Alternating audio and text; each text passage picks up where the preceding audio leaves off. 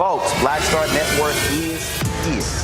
Hold no punches. I'm real revolutionary right now. Support this man, Black Media. He makes sure that our stories are told.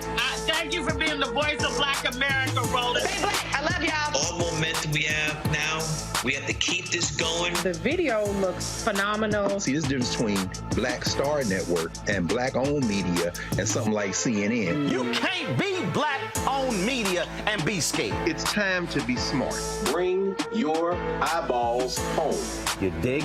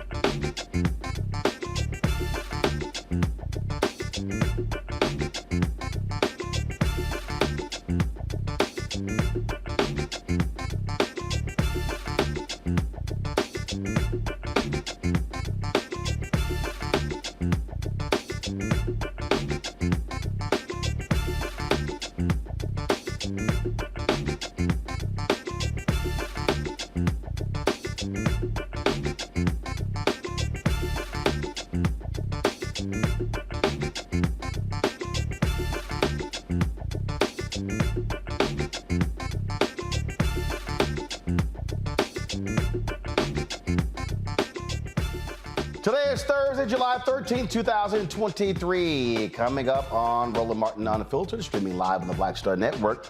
The families of the victims of the tragic 2022 Buffalo Top Supermarket massacre are taking legal action. One of the attorneys will be here to explain why they're going after social media firms and firearm manufacturers. The Department of Justice launches an investigation into Fulton County, Georgia, their jail where a black man, LaShawn Thompson, died covered in insects and filth. We'll be joined by civil rights attorney Ben Crump. Also, speaking of the DOJ, they filed to become part of the NAACP's lawsuit against the state of Mississippi, trying to create a separate legal system for the state's capital city. One of LA's largest hospitals, Cedars-Sinai Hospital, is facing a federal investigation over their treatment of black women, especially those having children. Plus, the family of a black Indiana man who died after he was tased and handcuffed while naked during a mental health crisis will be here with their attorneys to discuss their civil lawsuit. We also have a special report on the disproportionate use of menthol products in black communities. We'll examine how tobacco companies targeted black communities for years through black media. That's right, folks. We will continue the conversation. What is happening on these college campuses where now, with white conservatives striking DEI, black faculty are turning elsewhere? It's time to bring the funk. I'm Roland Martin Unfiltered on the Black Star Network. Let's go. He's got it. Whatever the miss, he's on it. Whatever it is, he's got the scoop, the fact, the find. And when it breaks, he's right on time and it's rolling. Best believe he's knowing. Putting it down from sports to news to politics. With entertainment just for kicks, he's rolling. It's on go, roll, y'all. It's Roland Martin, yeah. Rolling with Roland now. He's funk, he's fresh, he's real, the best, you know he's Roland Martin now.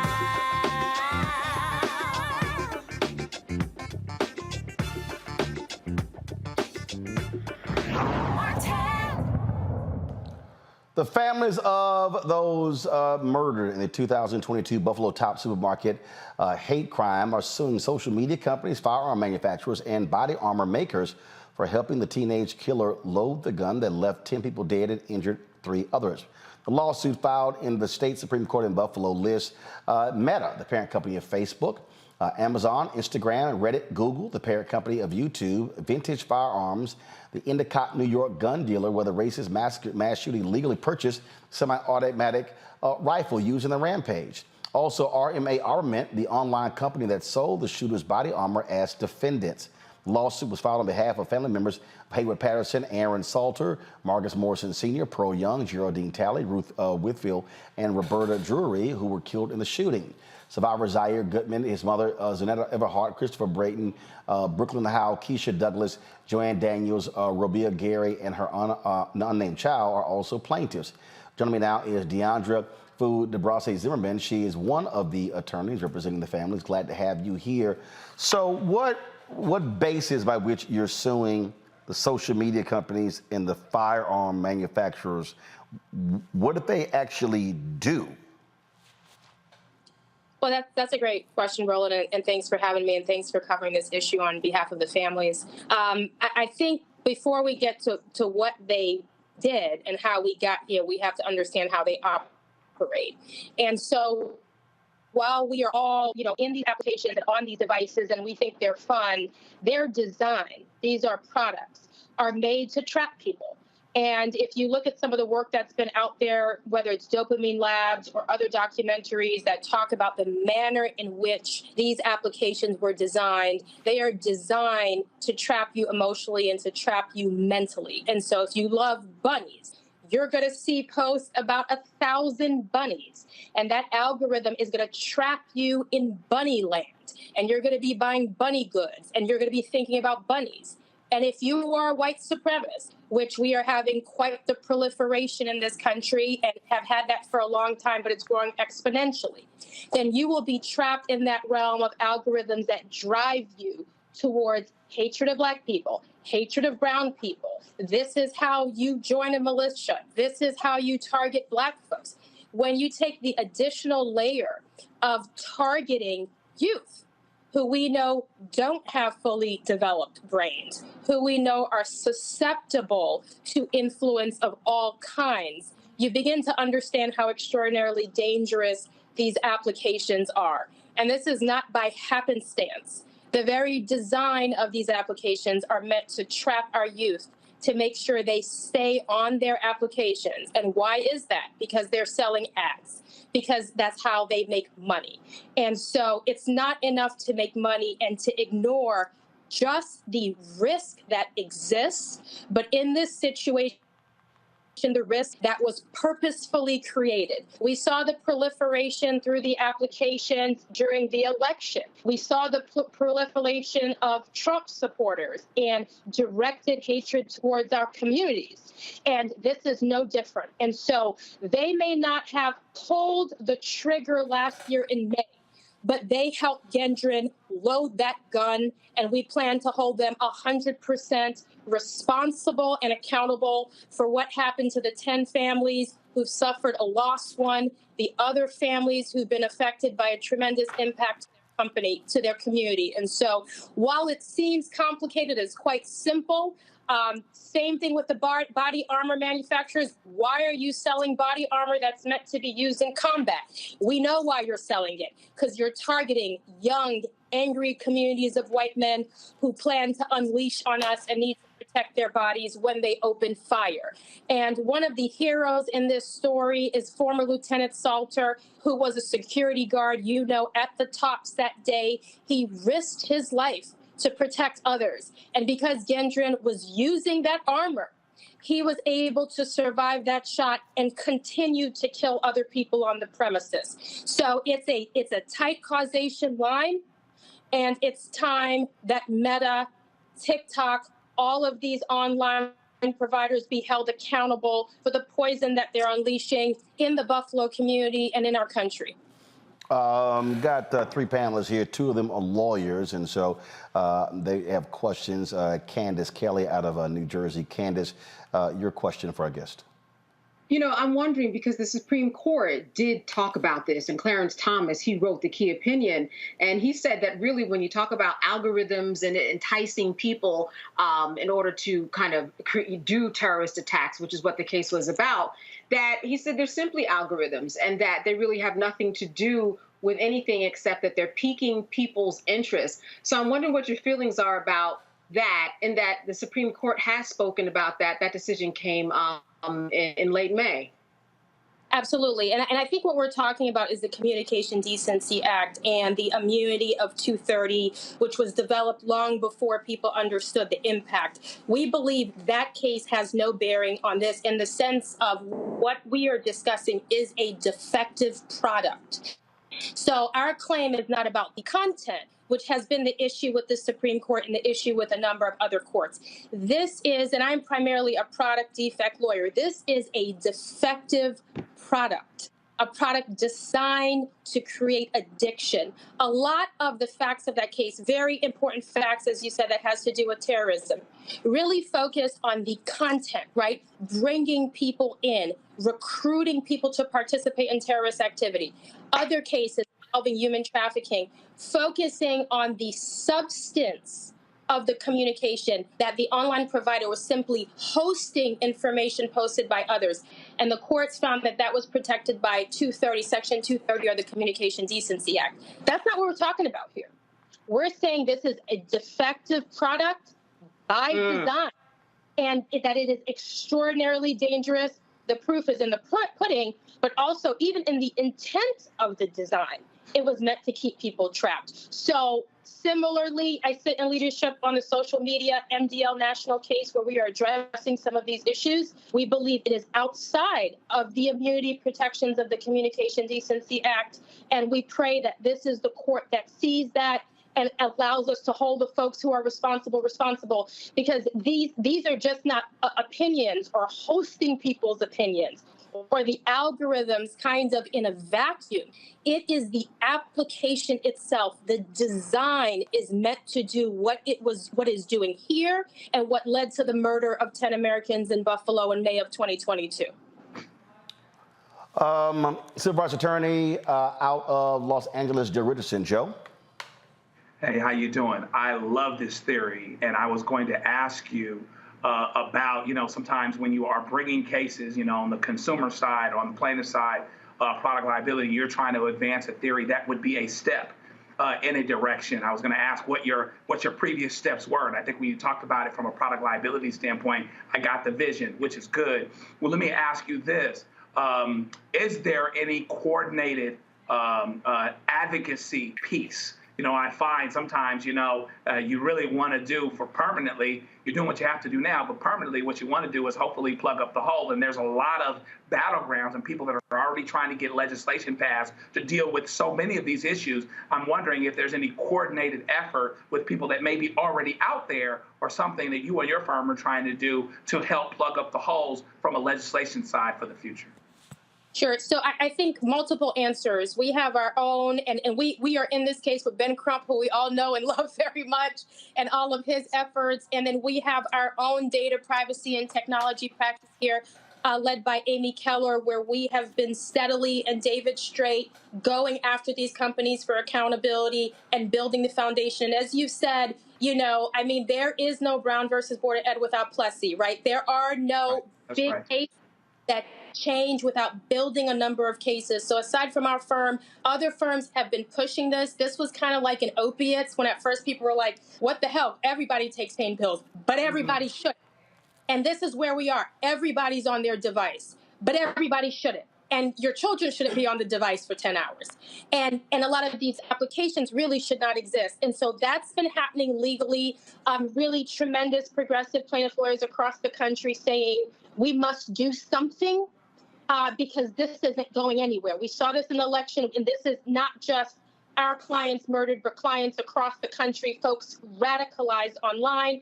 And yes, I think there are a lot of consumer groups. I think it's the Social Media Center for Justice. There are a lot of nonprofit entities getting out there and educating people. And I think there are a lot of legislative efforts. As we saw, there were congressional hearings for a lot of these companies. Some of it has to do with privacy and the way that we're housing information, but a lot of it has to do with the addictive nature. And we saw the Surgeon General come out with a warning. So I think it's like tobacco. It's like opioids. We are just beginning to understand the absolute danger of these products, and specifically as it relates to our communities and being targeted. This isn't just, me as a mom, I have banned my eldest. I threw her iPad in the garbage. But, it's more than being pissed at your kids, right? This is creating and breeding tons of Ku Klux Klan to come after us through media and to gun down people in the middle of the day when they're in a supermarket shopping for their families.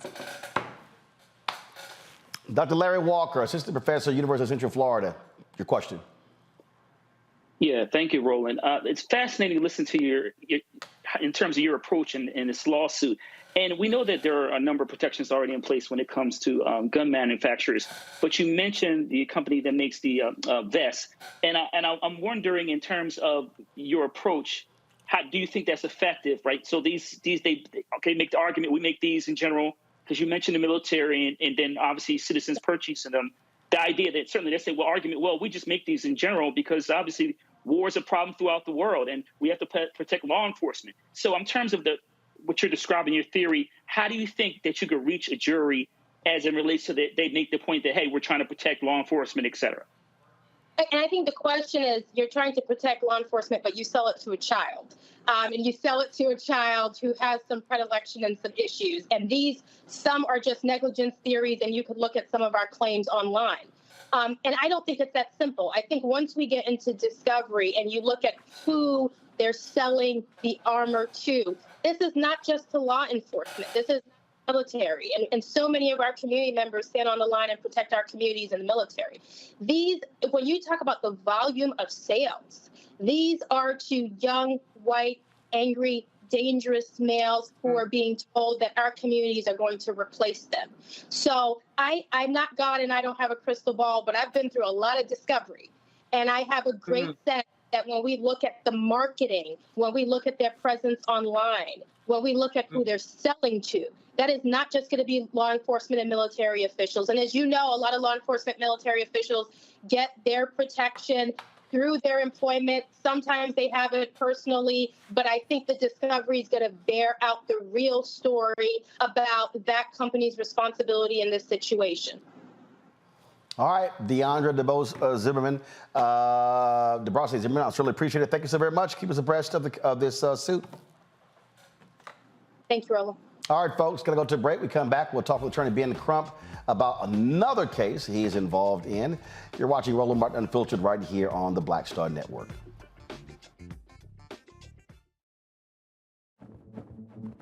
For decades, the tobacco industry has deliberately targeted Black communities and kids with marketing for menthol cigarettes.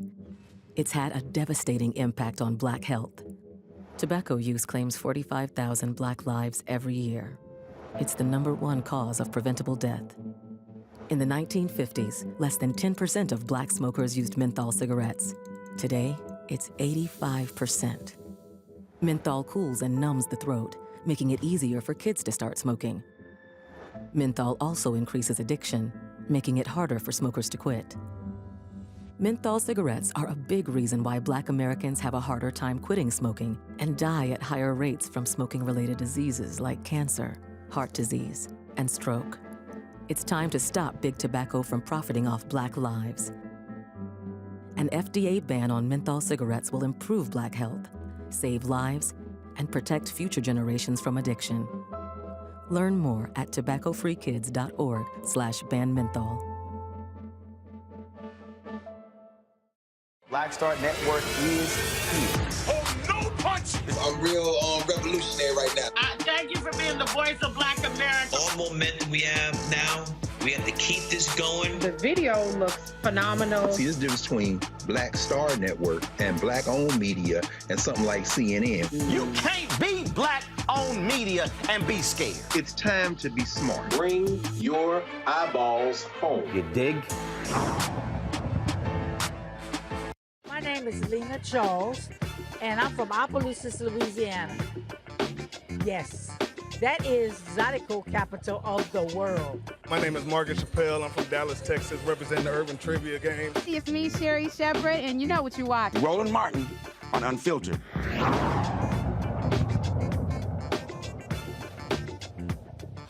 The Department of Justice is opening a civil rights investigation into the conditions at the Fulton County, Georgia jail. In April, we told you about 35-year-old LaShawn Thompson, who died in the jail in September, covered in insects and filth. After an extensive review of publicly available information, including reports about Thompson, the DOJ found significant justification to open this investigation.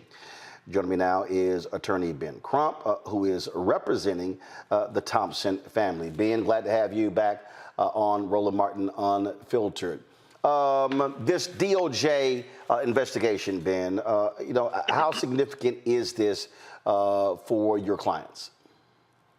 It's very significant, Roland Martin, in the fact that you have the federal government now shining a laser beam into the living conditions of citizens who are being detained at the Fulton County Detention Center. Roland Martin, we must remember that these people are innocent. They are innocent until proven guilty, but yet when you think about what LaShawn Thompson suffered, it was a death sentence. And why? Because he had a mental health crisis and they turned it into a criminal issue, and he died one of the most horrible deaths a person could ever imagine, Roland Martin. He was literally eaten to death by lice and bed bugs.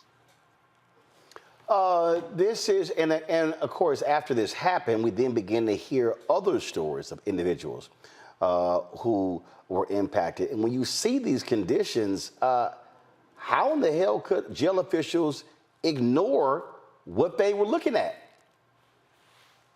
You know, Roland, it's troubling in many ways, and we're so grateful to Attorney General Merrick Garland and especially Assistant U.S. Attorney General Christian Clark. who you know very well, who has been a champion for the civil rights of marginalized people, especially Black people. And using her platform, she is going to ask those direct questions. And I think what we're going to find, Roland Martin, is that this had a lot to do with politics.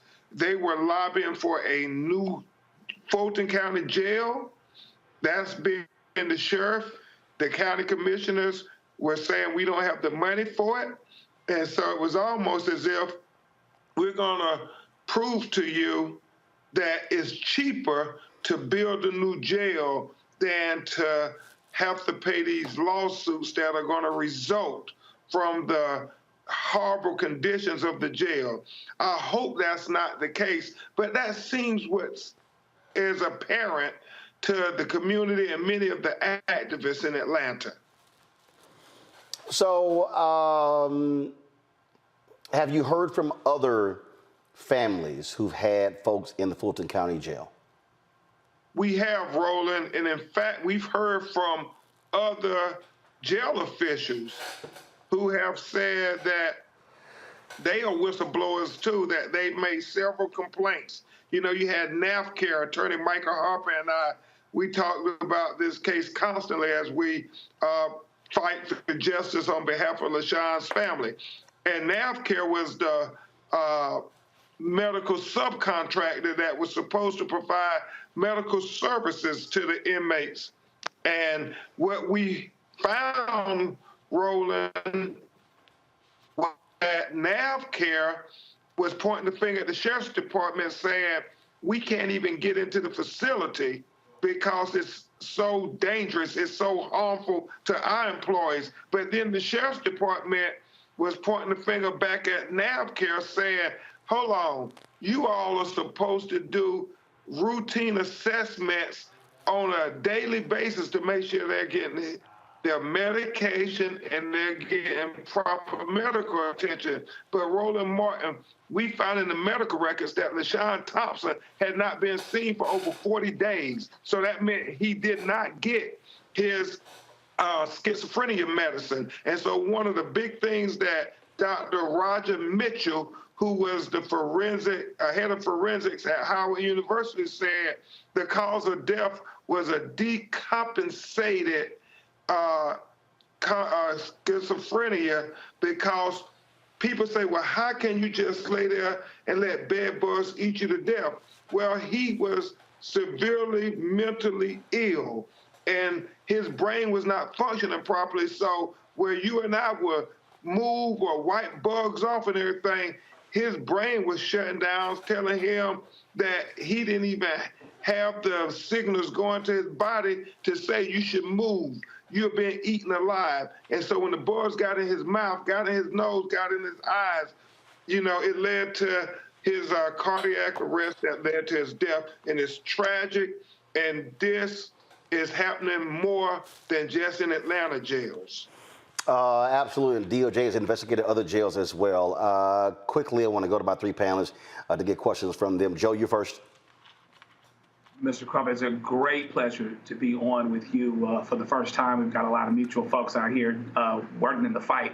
I appreciate how you always get to hopefully be at the front, talk about what's going on in the case, wherever you are, but give us a little bit of insight as to where you would like it to end. Of course, we want justice for the family, but a lot of times the people that watch us don't see where we want it to go, how we want to deal with something systemic. So what's our wish list about how we want this to end? No, and that's a great question. The honor to be with you. And I know, just like my brilliant co-counsel, Attorney Fu Zimmerman, talked about what we hope to accomplish, we want to prevent this from happening to people in the future, especially marginalized people of color who only crime is the color of their skin and the status of their mental health.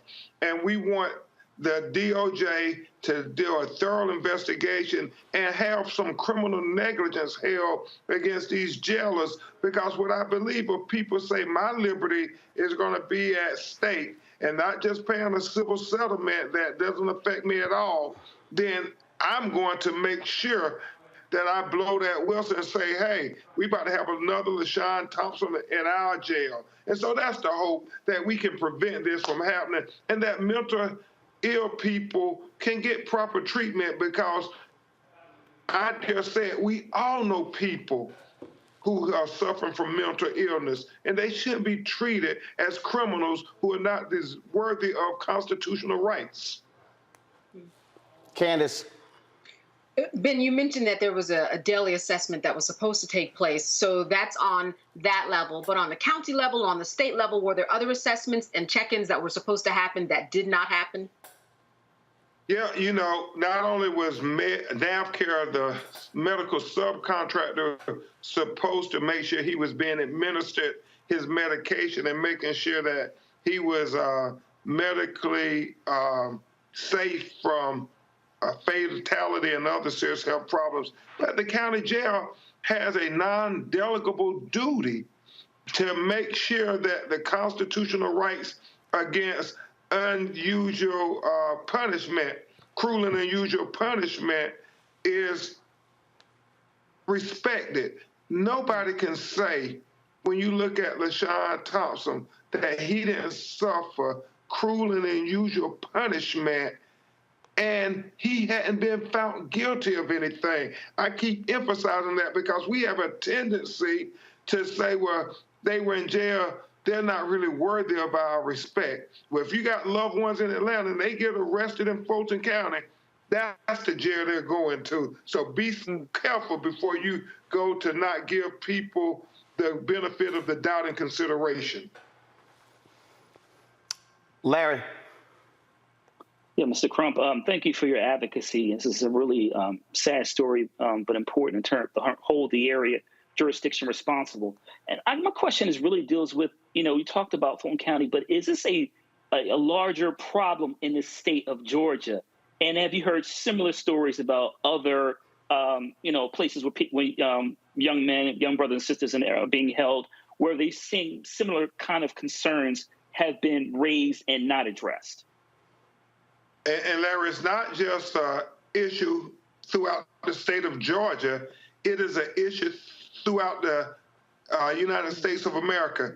In Mississippi, the Parchman prison that was deplorable. I know in Roland's home county, Harris County, Texas, there have been almost 2 individuals die per month in the jail, and you're scratching your head saying, this is terrible. You mean 2 people every month are going to die in the Harris County Jail in Houston, Texas? But that's what's happening because we seem to not care about people who have been arrested because we are quick to say, well, they're criminals anyway, they're convicts. And regrettably, it is a disproportionate number of Black people who are dying in that Harris County jail, just like it was a disproportionate number of Black people who were suffering those atrocities in the Fulton County jail. So we have to say, but by the grace of God, that could be my family member, that could be my cousin, my niece, somebody could be arrested and put in the jail and then tragically and mysteriously end up suffering catastrophic or worse fatal injuries. So we got to do something about this jail. I tip my hat to Christian Clark for being on it, Roland. That sister, when she was over Lawyers Committee for Civil Rights, she has been fighting the fight from day one for civil rights for all our people. Indeed. Ben, we certainly appreciate it. Thank you so very much. Roland, can I say thank you for what you're doing and speaking out about the atrocity that happened at Texas A&M. Brother, oftentimes people don't use their platform, and you always use your platform. So I keep saying it privately, and I want to say it publicly, Roland. God bless you for using your voice, man. I appreciate it. Well, there's no sense in having a platform if you don't use it, and especially in this day and age where we have far too few black-owned news outlets. There's a whole lot of folks talking about entertainment and gossip and housewives and everything else. But we've got to have strong news platforms that are speaking to our issues because, again, it's way too many stories. We don't even have time to cover all of them. But we've got to be able to do that because we're fighting a lot of folks who are against the advancement of black people. So, Ben, we appreciate it. Keep up the fight out there, man. Thanks a lot. Thanks, brother. Folks, got to go to a break. We come back. More on the Black Star Network, including the Department of Justice joining the NAACP's lawsuit against Mississippi for trying to create a separate legal system. Hey, folks, don't forget, we want you to support us in what we do. I stopped by the mailbox today, and literally these are all the folks who sent checks and money orders and over I haven't been to the mailbox in, I think, 3 weeks. So I appreciate all of this. But let me be perfectly clear. You've heard me say this beforehand, and it's no joke, okay? Our expenses are $195,000 a month. We're talking about studio. We're talking about staff. We're talking about, literally how we're live streaming the show right now. That Clearcaster that's in there was almost $7,000. When we talk about our live streaming gear with LiveView, we've got two of the LU800. Those are $20,000 a piece. You throw in that rack unit in there, you're now talking about another $45,000. When you go around and see all the things that are in here, when we travel, the other shows, it costs to pay show hosts, it costs to pay staff. All of this we do. And so when you hear me say that we need 20,000 of our fans contributing on average of $50 each, that's $1 million. That doesn't pay for everything, but between the advertising that we do get from clients, between what we generate from YouTube and what you give, it allows for us to pay the bills. At the end of the year, we don't have a lot of money that's left over. We did not get a lot of political money in the last election. We'll see what happens in 2024. But I can tell you, we are committed to this, and so your support is huge. And so send your check and money orders to P.O. Box 57196, Washington, D.C. 20037-0196. Cash App is $RM Unfiltered. That's the only Cash App that we have. PayPal is R Martin Unfiltered. Venmo is RM Unfiltered. Zelle is Roland at RolandSMartin.com, Roland at RolandMartinUnfiltered.com. And of course, you can also download our app. That's critically important. We're close to 1.1 million subscribers on YouTube, but we need folks downloading our app. We completely own it and control it.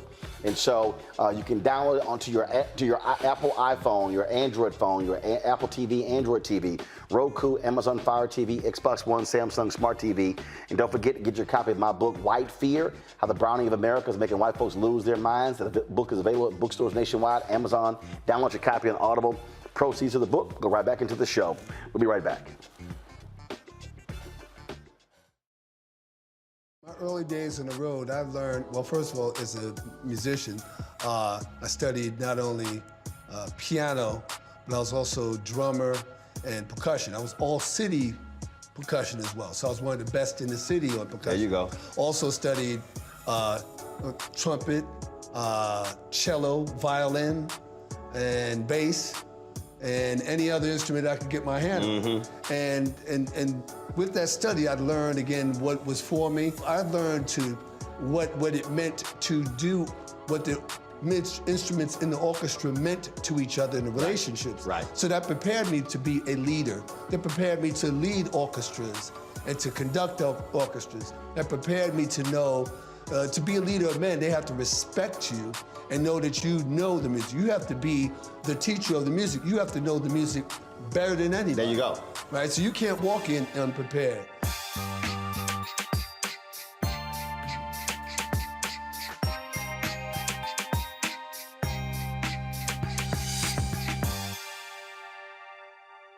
Hatred on the streets, a horrific scene, a white nationalist rally that descended into deadly violence.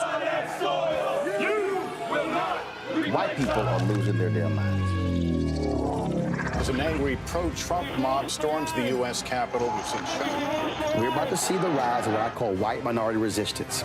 We have seen white folks in this country who simply cannot tolerate black folks voting. I think what we're seeing is the inevitable result of violent denial. This is part of American history. Every time that people of color have made progress, whether real or symbolic, there has been what Carol Anderson at Emory University calls white rage as a backlash. This is the rise of the Proud Boys and the Boogaloo Boys. America, there's going to be more of this. Here's all the Proud Boys, Dave. This country is getting increasingly racist in its behaviors and its attitudes because of the fear of white people. The fear that they're taking our jobs, they're taking our resources, they're taking our women. This is white fear.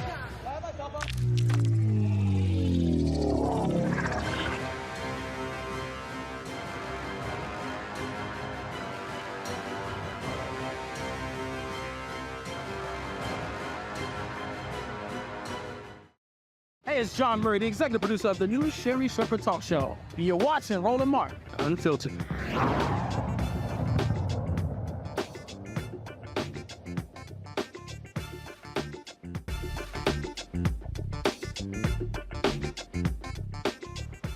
The DOJ has filed a joint the NAACP's lawsuit against Mississippi's governor and other officials over a new law that expands the jurisdiction of the state-run Capitol Police in Jackson, Mississippi, creating a temporary court within the Capitol Complex Improvement District that covers a portion of Jackson. Now, the NAACP says the law will create separate and unequal policing in the majority black Capitol and violate the principle of self-government by taking control of the police and some courts out of the hands of residents, and the residents still got to pay for it. The law allows people convicted in the Capitol Complex Improvement District Court to be put in a state prison rather than in a city or county jail. And the judge of the new court is not required to live in Jackson and will be appointed by the Mississippi Supreme Court Chief Justice. U.S. District Judge Henry Wingate temporarily blocked the law from taking effect. He must approve the Justice Department's request to intervene in the lawsuit. This right here, Candace, I think is critically important because, again, what this is are largely white Republicans who want to dictate what happens in this majority black city. And then they got control, but the taxpayers of Jackson got to pay for it and have no say-so over something that they're paying for. Yeah, Roland, you're correct. No say-so. They're paying for it.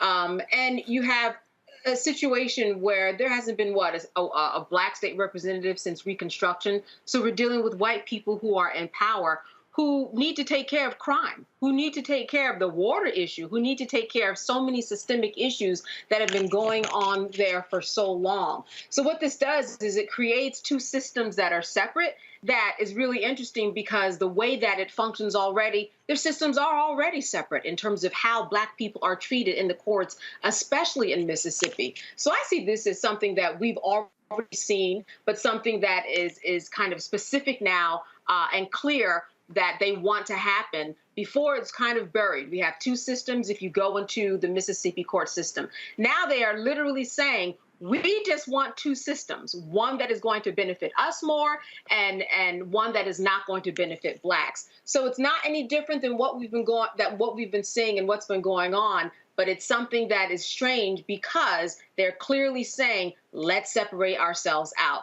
It's ridiculous.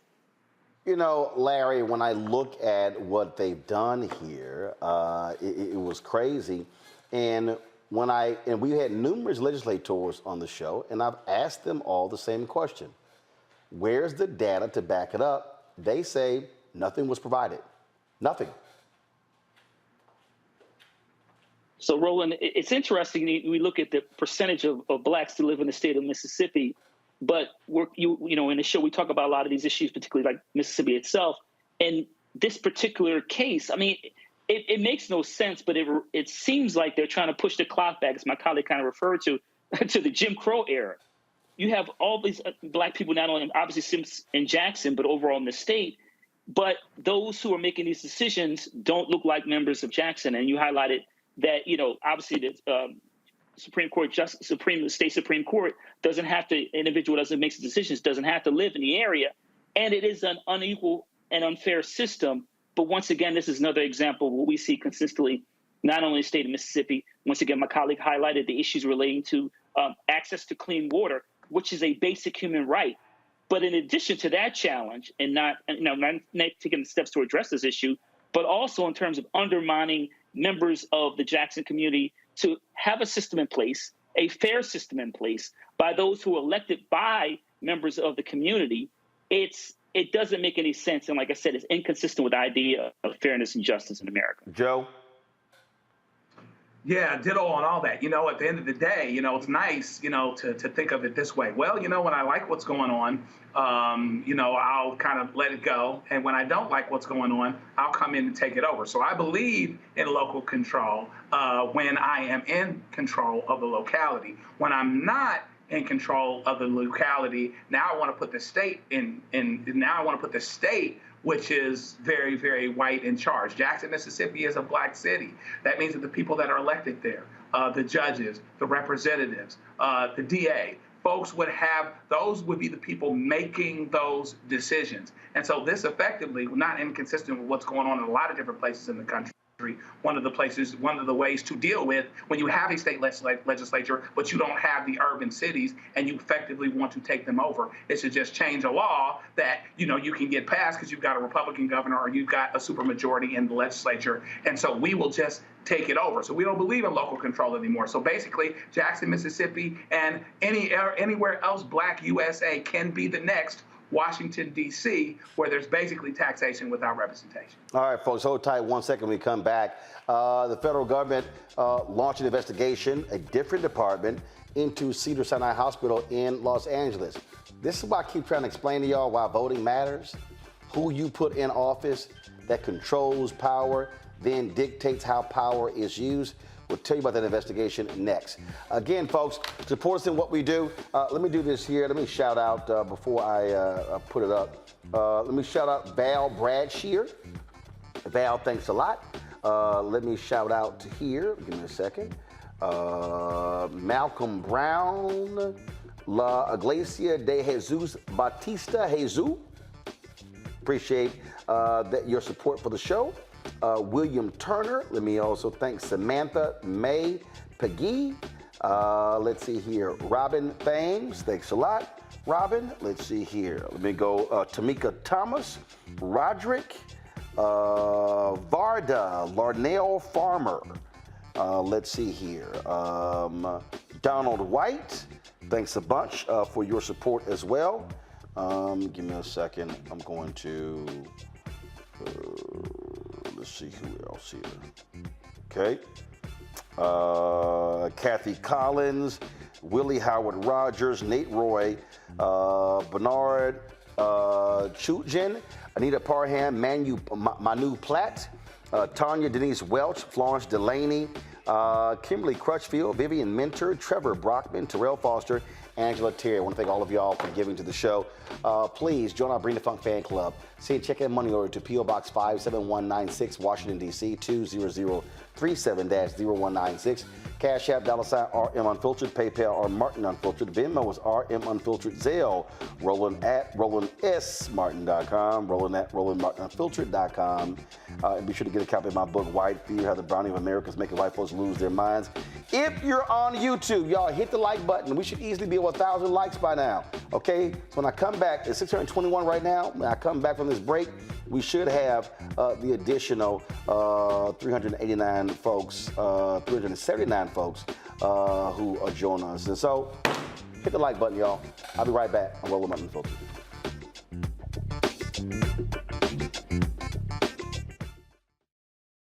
When you talk about blackness and what happens in black culture, we're about covering these things that matter to us, speaking to our issues and concerns. This is a genuine people-powered movement. There's a lot of stuff that we're not getting. You get it, and you spread the word. We wish to plead our own cause Too long have others spoken for us. We cannot tell our own story if we can't pay for it. This is about covering us. Invest in Black-owned media. Your dollars matter.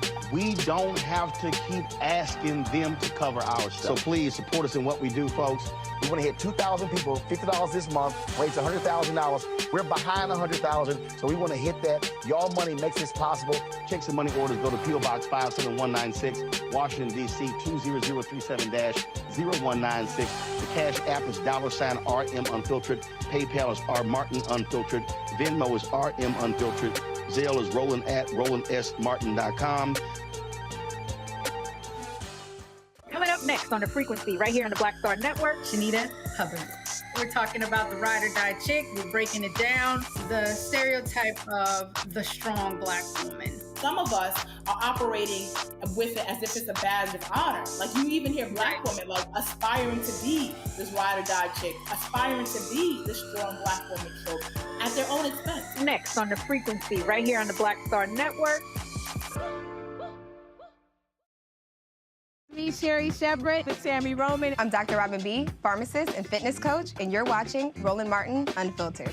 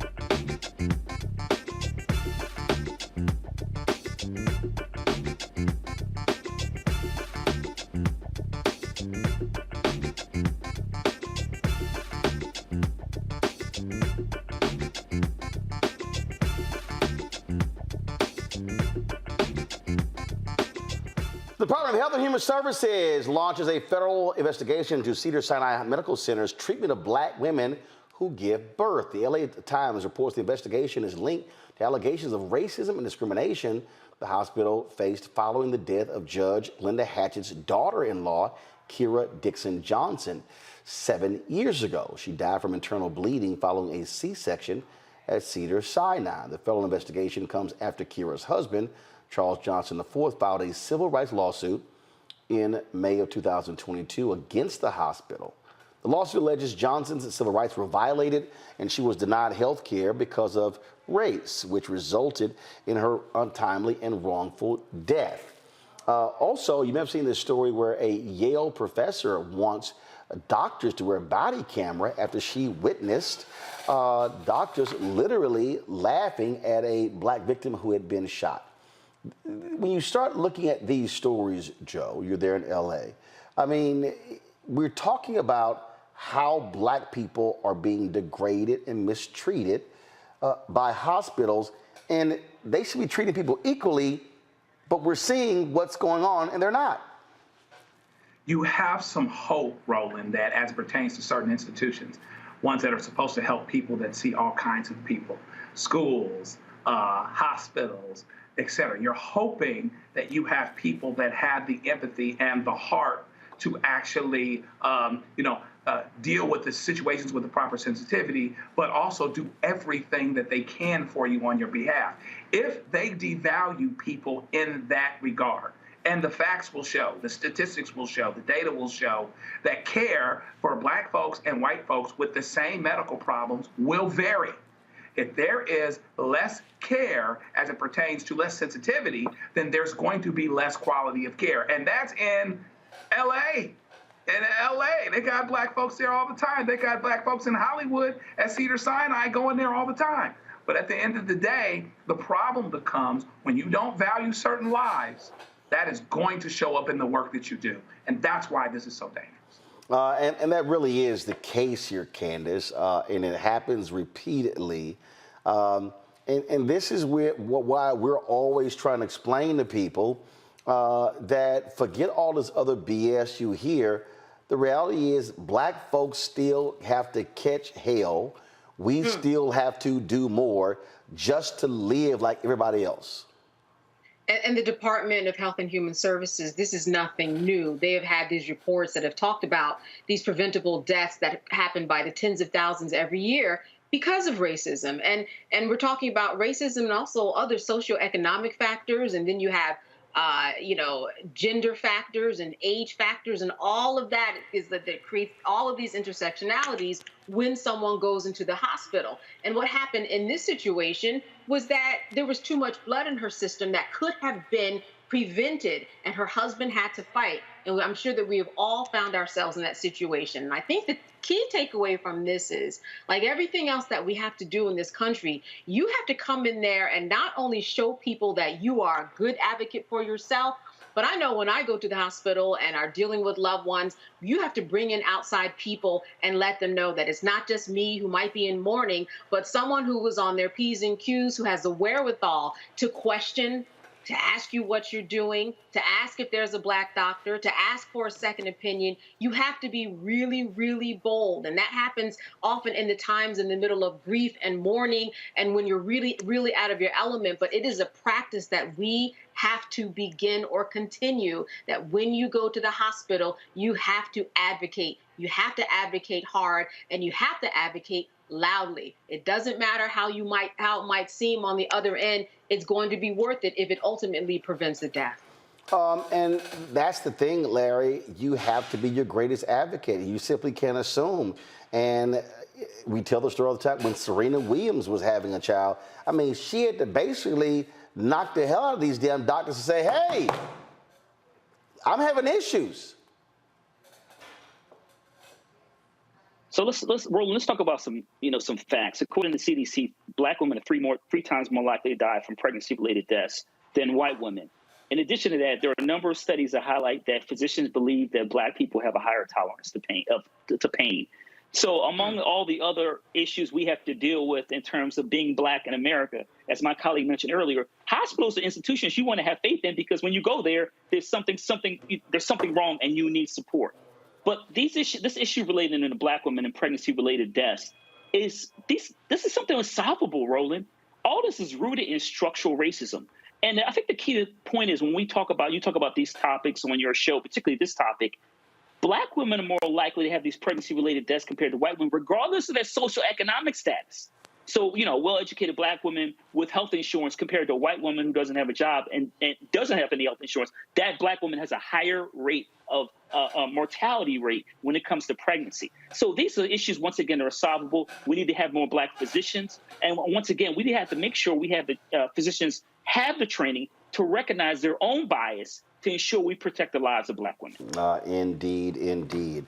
Folks, when we come back, we will talk about a number of different other stories, and that is, one, the case out of Indiana where a Black man was tased and died as a result.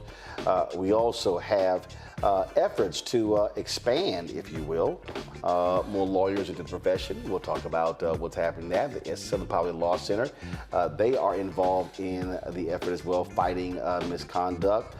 Plus, what's happening at Texas A&M with a Black journalism professor where they changed the offer multiple times, that is leading to other people who are saying, I don't want to go to these schools. We're seeing the exact same thing in Florida. These actions are going to have a chilling effect on Black professionals.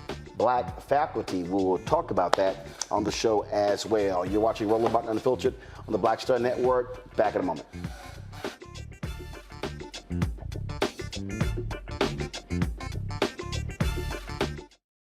On the next Get Wealthy with me, Deborah Owens, America's Wealth Coach, the wealth gap has literally not changed in over 50 years, according to the Federal Reserve. On the next Get Wealthy, I'm excited to chat with Jim Castleberry, CEO of Known Holdings. They have created a platform, an ecosystem to bring resources to Blacks and people of color so they can scale their business. Even though we've had several examples of African Americans and other people of color being able to be successful, we still aren't seeing the mass level of us being lifted up. That's right here on Get Wealthy, only on Black Star Network. On a next, A Balanced Life with me, Dr. Jackie, we're going to be talking about common sense. We think that people have it, know how to use it, but it is something that people often have to learn. The truth is, most of us are not born with it, and we need to teach common sense, embrace it, and give it to those who need it most, our kids. So I always tell teachers to listen out to what conversations the students are having about what they're getting from social media, and then let's get ahead of it and have the appropriate conversations with them. On a next, A Balanced Life with me, Dr. Jackie, here at Black Star Network.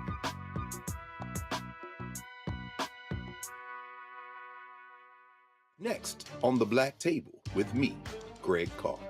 We featured the brand new work of Professor Angie Porter, which, simply put, is a revolutionary reframing of the African experience in this country. It's the one legal article everyone, and I mean everyone, should read. Professor Porter and Dr. Valeethia Watkins, our legal roundtable team, join us to explore the paper that I guarantee is going to prompt a major aha moment in our culture. You crystallize it by saying, who are we to other people? Who are African people to others? Governance is our thing. Who are we to each other? The structures we create for ourselves, how we order the universe as African people. That's next on the Black Table, here on the Black Star Network.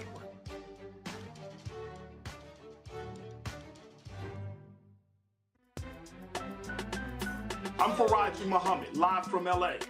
And this is The Culture. The Culture is a two-way conversation. You and me. We talk about the stories, politics, the good, the bad, and the downright ugly. So join our community every day at 3 p.m. Eastern and let your voice be heard. Hey, we're all in this together. So let's talk about it and see what kind of trouble we can get into. It's The Culture, weekdays at 3, only on the Black Star Network.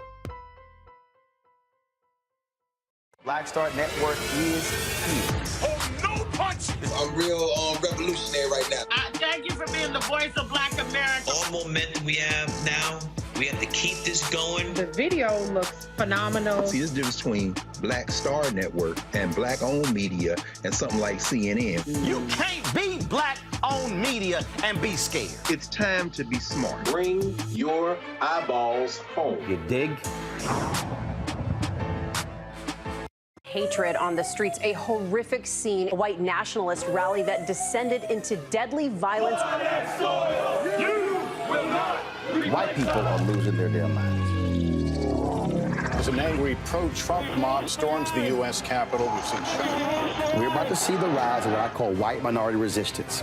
We have seen white folks in this country who simply cannot tolerate Black folks voting. I think what we're seeing is the inevitable result of violent denial. This is part of American history. Every time that people of color have made progress, whether real or symbolic, there has been what Carol Anderson at Emory University calls white rage as a backlash. This is the rise of the Proud Boys and the Boogaloo Boys. America, there's going to be more of this. Here's all the Proud Boys, guys. This country is getting increasingly racist in its behaviors and its attitudes because of the fear of white people. The fear that they're taking our jobs, they're taking our resources, they're taking our women. This is white fear.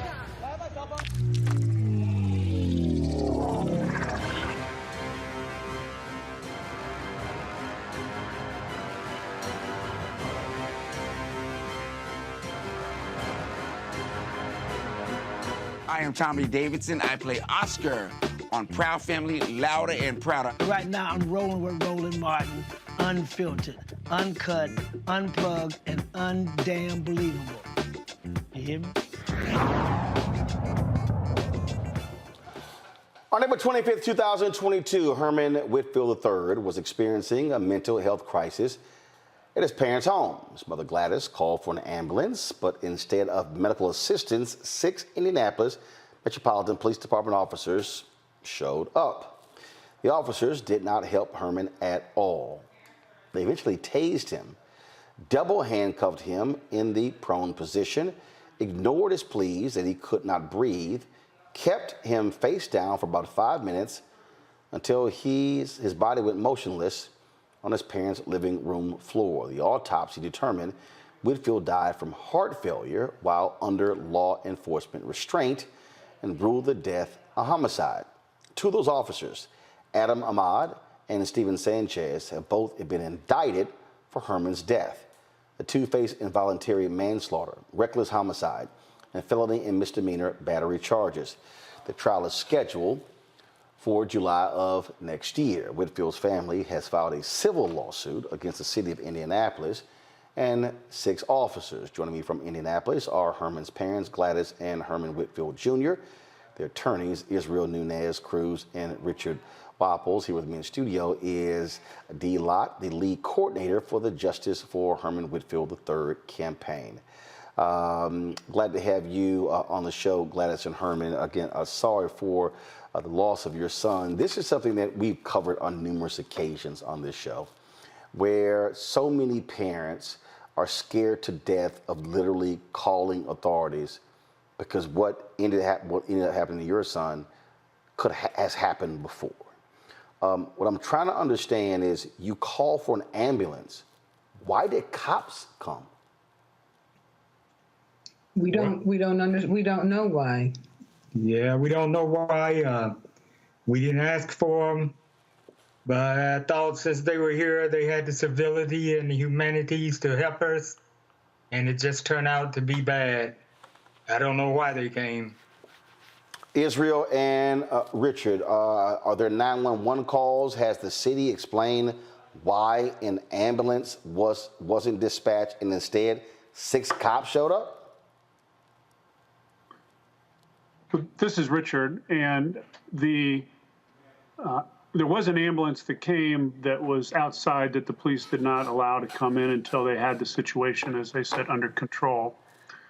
Herman was confused and in a mental health crisis, like you said. He needed help, and the officers initially talked to him and tried to get him to come outside, get dressed, and come outside, and he apparently didn't understand them and wasn't making any sense. And the officer's training is to wait in that situation, not confront somebody, not to get physically aggressive with them.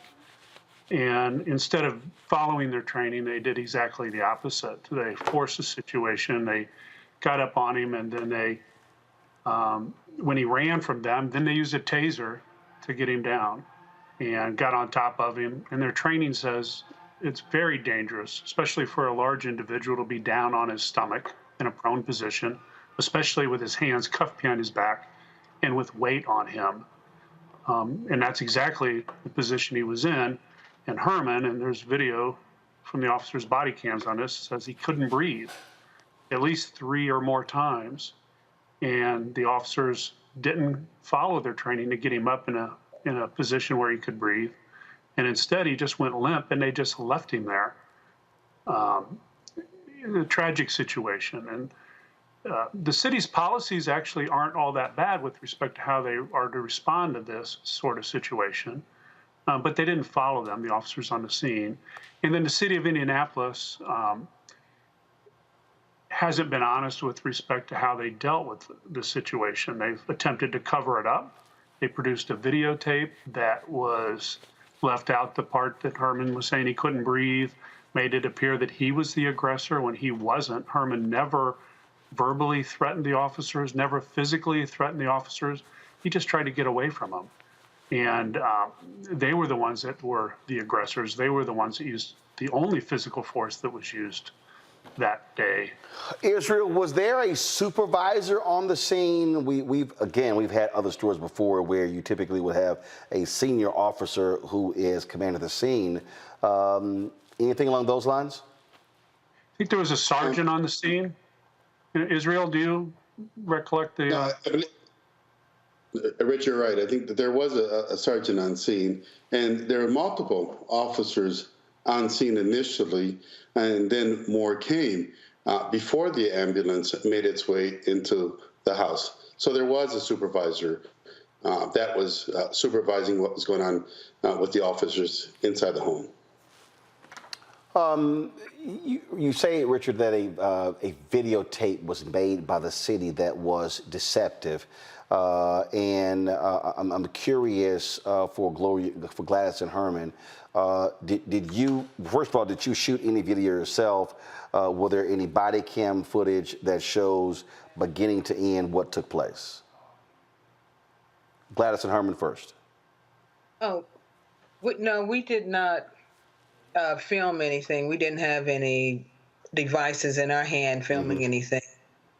And what was your other question? The video that the city released was compilation, like a compilation of bits and pieces of body cam, police officer body cam videos, I guess, as the city saw fit to piece it together, and omitting very important outcome determinative pieces of video. So have y'all been shown the full body cam video from beginning to end? Well, we saw pieces of it. We really couldn't look at it because it was really kind of gruesome and inhumane, so we really couldn't. I really couldn't look at it, and I don't think Terry could either. But it's my understanding that our attorneys have looked at all of the video camera footage. Richard, is that the case? Yeah, that is the case. In fact, we sought in discovery the body cam videos, the complete body cam videos, not just the compilation video that the city put together, and they resisted that. We actually had to go to court and with a motion to compel and get the court to order them to produce all of the body cam videos. And when they did, it told more of the story about exactly what happened. And it was after that point, and then we released a compilation of those body cam that honestly set forth what happened that day and who did what, which one of the officers did what, and how they brutalized Herman and caused his death. And it was after that point that the prosecutor then brought charges against two of the officers, the officer that tased him, Sanchez, and Ahmad, who was on top of Herman. Ms. Lott, how has this, first of all, how did you come to get involved in this case as the lead coordinator of the Justice for Herman campaign? Well, I am a friend of Herman Whitfield III, as well as his family. So I'm a family friend, an attorney who has experience in doing campaign organizing on other issues. And so when this happened, of course, went through a period of grieving, but very shortly after that, it became a conversation of, okay, what do we want to do now? Especially once we saw that the city was misconstruing and obfuscating facts and things like that, and so we wanted to make sure that the truth was out. We started out first with just putting up a website, did a community memorial call to action for the local community there. And from there, for the last year and 2-3 months, this is what we've been working on and steadily trying to, recruit people, get the word out, get a base of volunteers, kind of provide some support and encouragement to the community, because this is one of many in a long, long history of, vigilante mob lynchings and things like that have happened in Indiana. And it's really something that I think continues, like that legacy and that community-wide, statewide trauma is something that continues in that community. There's a lot of fear. There's a lot of belief that nothing is ever going to change there. And so we thought it was very important to start, making sure that we got both, local attention to it, local support, as well as national support to let that community there know that, there are people there's a network of people, there's a nation of people, there's a world of people who will pay attention to what's happening in Indiana and who care about Herman and who care just in generally. And so that was one of the reasons why we started to engage, but also to make sure that the public knew what the government, what the mayor, what the police are doing there. We just want it out. One of the most concerning things right now that as a campaign we're worried about, as a community we're worried about, is the fact that these 2 indicted officers are still employed by the police department. The mayor, to my understanding, everything I've seen and heard, has never come out and said that he would stand for justice, that he wants to see justice served in this instance. There has not been any comment or any request for a DOJ investigation, which is something that we've repeatedly asked for from the very beginning. It needs to happen not only for this case, but for the long history of this in Indianapolis and Indiana as a whole. And so we have a lot of concerns about what the mayor is not doing there and the efforts to cover this up and to hide this from the community there locally and from the national community. And so I thank you so much for bringing us on and helping us get the word out about this, and so that we can ask for the national support that we need, not only there in Indianapolis and Indiana, but so that we can start to unite nationwide, so that we start to have a more coordinated response to these, so that there is at least some hope that this will stop, and we can start to reform this. Richard Israel, this happened April 25th, 2022. The trial is until July 2024? Right. So the trial is actually just got continued, and it's actually going to be set for January 24th of 2024. Oh, January 2024, not July. Correct. Got it. Now, having said that, it wouldn't surprise me if it got moved again. I think for this type of case, it's probably going to take a good year, maybe a year and a half from the time that it was filed, because there are just going to be delays. Like many other states and other jurisdictions, we have a backlog because of COVID. And so, again, it wouldn't surprise me if it got moved one more time. But the prosecutor, Ryan Mears, is moving this case forward. As far as I can remember, I think this is the first time 2 police officers have been indicted for these types of charges. So we are very pleased with the prosecutor for doing what is right. And I think that he's going to move this case as quickly as possible. But the defense is going to do everything they can, of course, to put in as many roadblocks as they can before this case goes to trial. Gotcha. It is always difficult when we have to talk about these cases. We've talked to so many different family members in similar circumstances. And again, it has to be heart-wrenching, again, when you seek assistance and help for a son, for a daughter, for a loved one, and then you think that you're calling the people who are there, supposedly there to protect and serve, and then they end up being the aggressors and taking someone's life. And so, Gladys and Herman, we thank you for sharing with us your story. Israel, Richard, thank you so very much as well. Dialat, thanks a bunch. Please let us know what happens next in this case for Herman Whitfield III. Thank you so much. We want to thank you again, like Dad said, for having us on your show, because we don't feel like we're getting the local support that we should be getting, especially from the clergy here in Indianapolis. We're not sure why. As Dad mentioned, the mayor has not stepped up. The police chief have not stepped up. Many other jurisdictions have fired officers in similar circumstances, but yet under these circumstances, in this case, the police officers continue to, one, be on administrative leave, but 2, they're continuing to be paid, and there's no movement whatsoever to fire them. Folks, put back up the social media information to follow this, folks. Again, you can go to Facebook, the Justice for Herman Whitfield III page. On Instagram is Justice the number 4 Herman III 3RD. You also have the YouTube channel Justice for Herman Whitfield III campaign. So again, we appreciate it. Thanks a lot. Thank you. If I could just make one ask that people engage with us so that we can start to work together to have a coordinated response in this, like with all the families, so that we can start doing something. The Fraternal Order of Police is organized. They're talking to each other. We need to start doing that ourselves so that we can start moving this in the direction that we want it to go in. Politicians aren't going to do it. We have to save us. All right. We appreciate it. Thanks a bunch. Folks, got to go to break. We come back, our Black and Missing for the day. In addition, we'll talk about black faculty under attack by white conservatives who keep advancing their attacks against DEI. That's next on Roland Martin Unfiltered on the Black Star Network.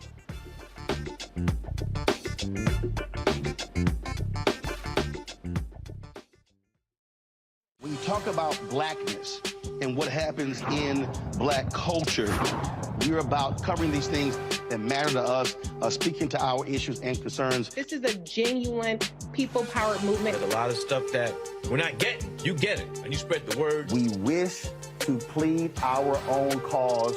Too long have others spoken for us. We cannot tell our own story if we can't pay for it. This is about covering us. Invest in black-owned media. Your dollars matter. We don't have to keep asking them to cover our stuff. So please support us in what we do, folks. We want to hit 2,000 people, $50 this month, raise $100,000. We're behind 100,000, so we want to hit that. Y'all money makes this possible.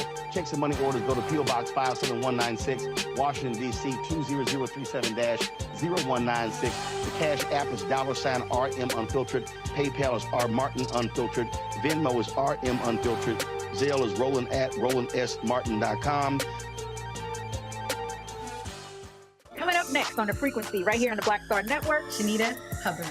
We're talking about the ride or die chick. We're breaking it down. The stereotype of the strong black woman. Some of us are operating with it as if it's a badge of honor. Like you even hear black women like aspiring to be this ride or die chick, aspiring to be this strong black woman trope at their own expense. Next on The Frequency, right here on the Black Star Network. Farquhar, executive producer of Proud Family. Bruce Smith, creator and executive producer of The Proud Family, Louder and Prouder. And you're watching Roland Martin Unfiltered.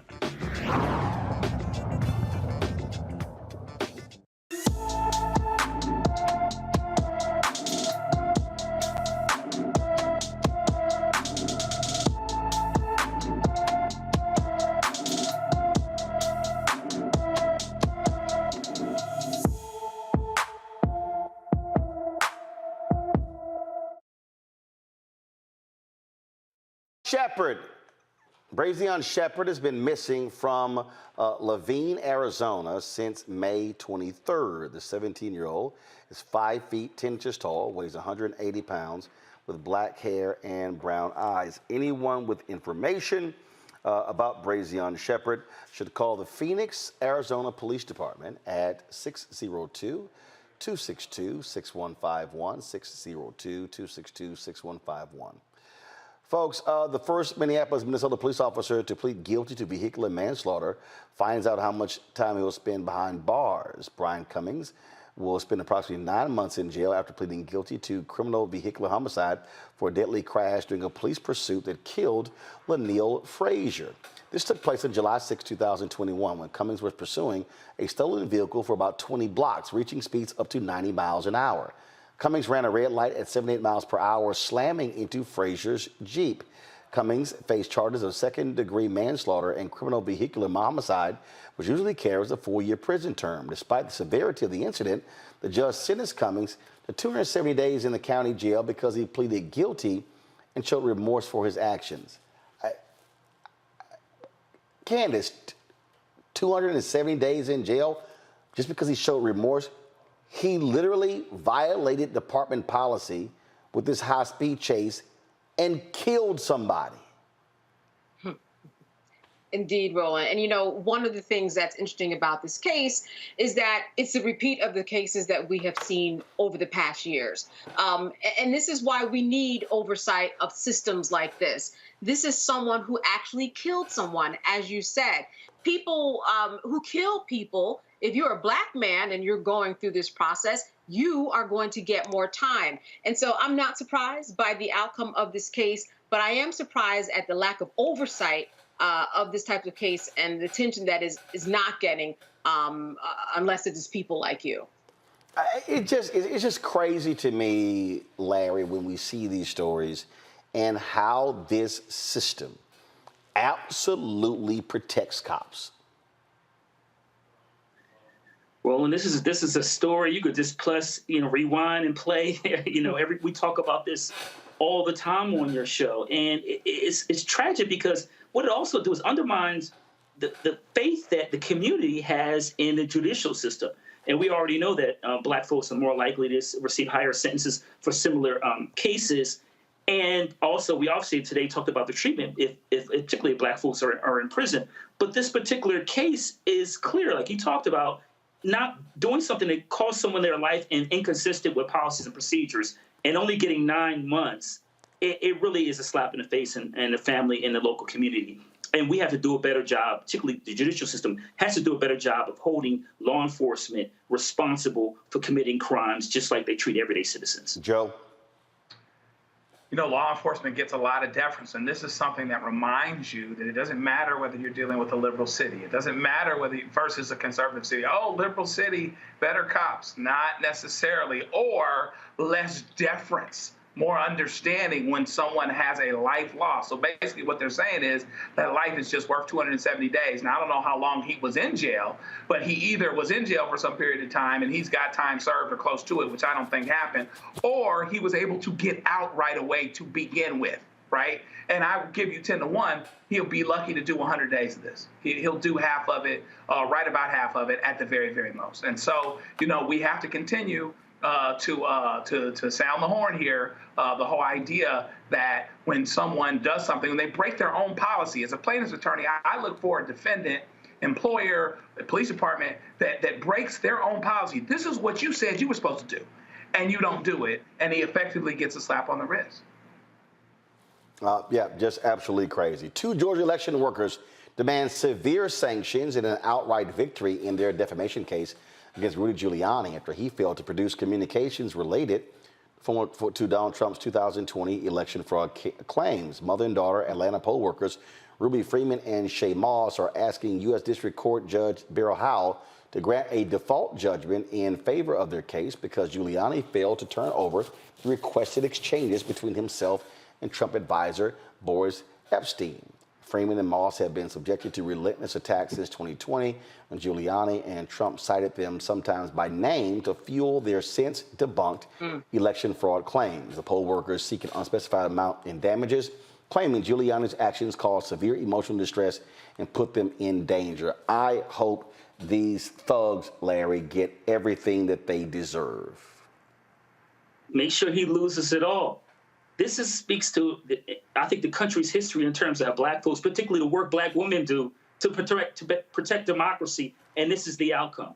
And I know over years ago, some folks referred to Giuliani as America's mayor, but we know that wasn't the case when it came to Black folks and fairness and when it comes to police department. But this is ridiculous, and once again, all these lies he told leading up to the election and after the election, we have to hold him accountable until losing his law license, making him pay these Black women the money they deserve for the humiliation and the constant attacks that has certainly had to have an impact on their well-being. And they were constantly attacked and demoralized, Candace. They were. And one thing that Giuliani and his attorneys understand is that procedurally, they have to turn over evidence that works for them and evidence that works against them. They don't have to hand it on a silver platter. It could be buried, but they have to turn over the evidence. That's what all attorneys know, all attorneys understand. And if they don't do it, then they are subject to being to get in trouble for it and have some violation of the court and its procedures. So he knows this. His attorneys are saying that this is burdensome, that you are asking us for evidence. That's how the court system works. You have his story, the prosecutor's story, the defense story, and somewhere in there you have the third story, and that's the truth. And in order to prove whatever truth there is, you need evidence. So it makes no sense that someone who's barred, Rudy Giuliani, as well as his attorneys who are barred, would act like this is the first time that they heard. They have to turn over evidence. This is par for the course. This is basic. And this is something that goes well against what they call the Brady rule. You have to turn over the evidence in order to have a fair trial. Joe. It's amazing. Somebody brings a case, the other side answers the case. And so now the case is at issue and you're walking together.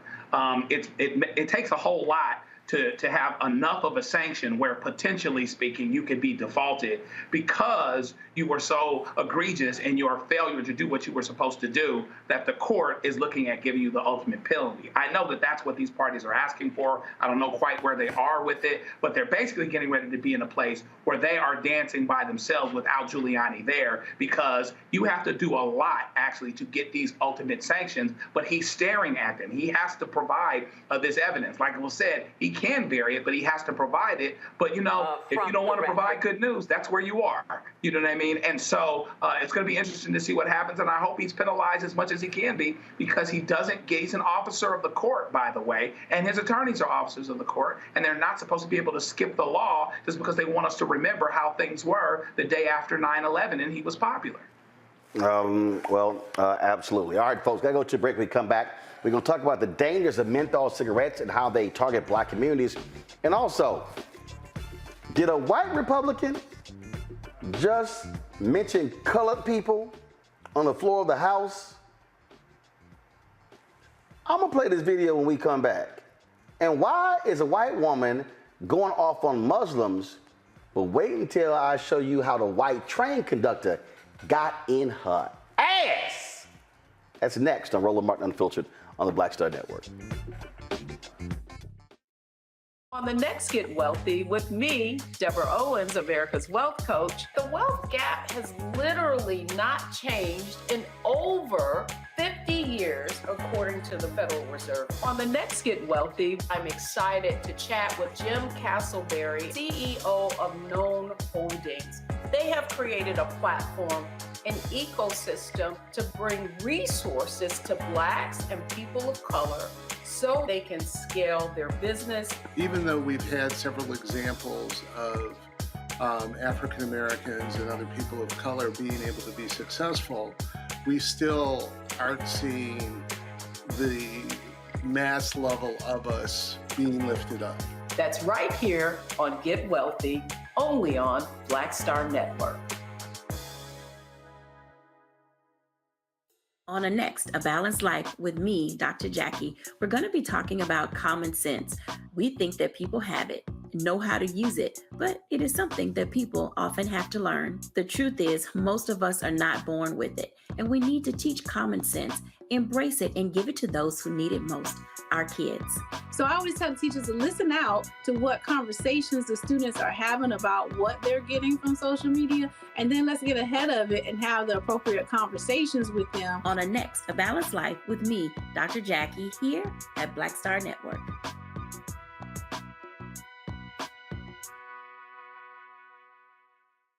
Hi, I'm Jo Marie Payton, voice of Sugar Mama on Disney's Louder and Prouder Disney Plus, and I'm with Roland Martin on Unfiltered.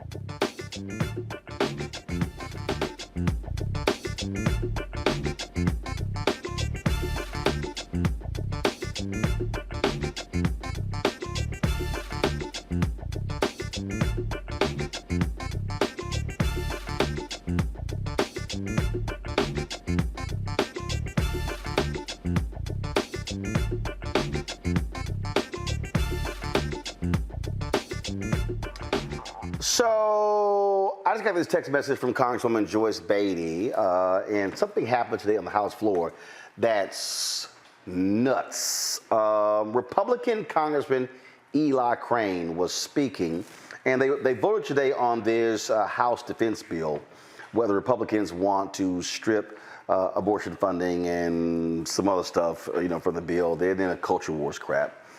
So this literally happened, y'all, today on the floor of the House.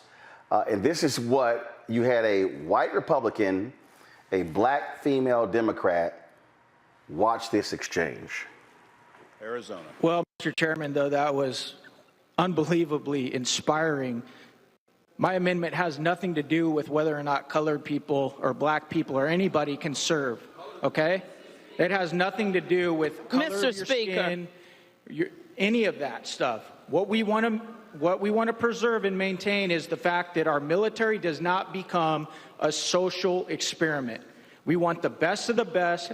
We want to have standards that guide who's in what unit, what they do. And I'm going to tell you guys right now, the Russians, the Chinese, the Iranians, the North Koreans, they are not doing this because they want the strongest military possible. I hope my colleagues on the other side can understand what we're doing. Thank you so much. Mr. Speaker, asking to be recognized to have the words colored people. For what purposes, gentlelady, seek recognition? I'd like to be recognized to have the words colored people stricken from the record. I find it offensive and very inappropriate. Is the gentlelady asking for unanimous consent to take down the words? I am asking for unanimous consent to take down the words of referring to me or any of my colleagues as colored people.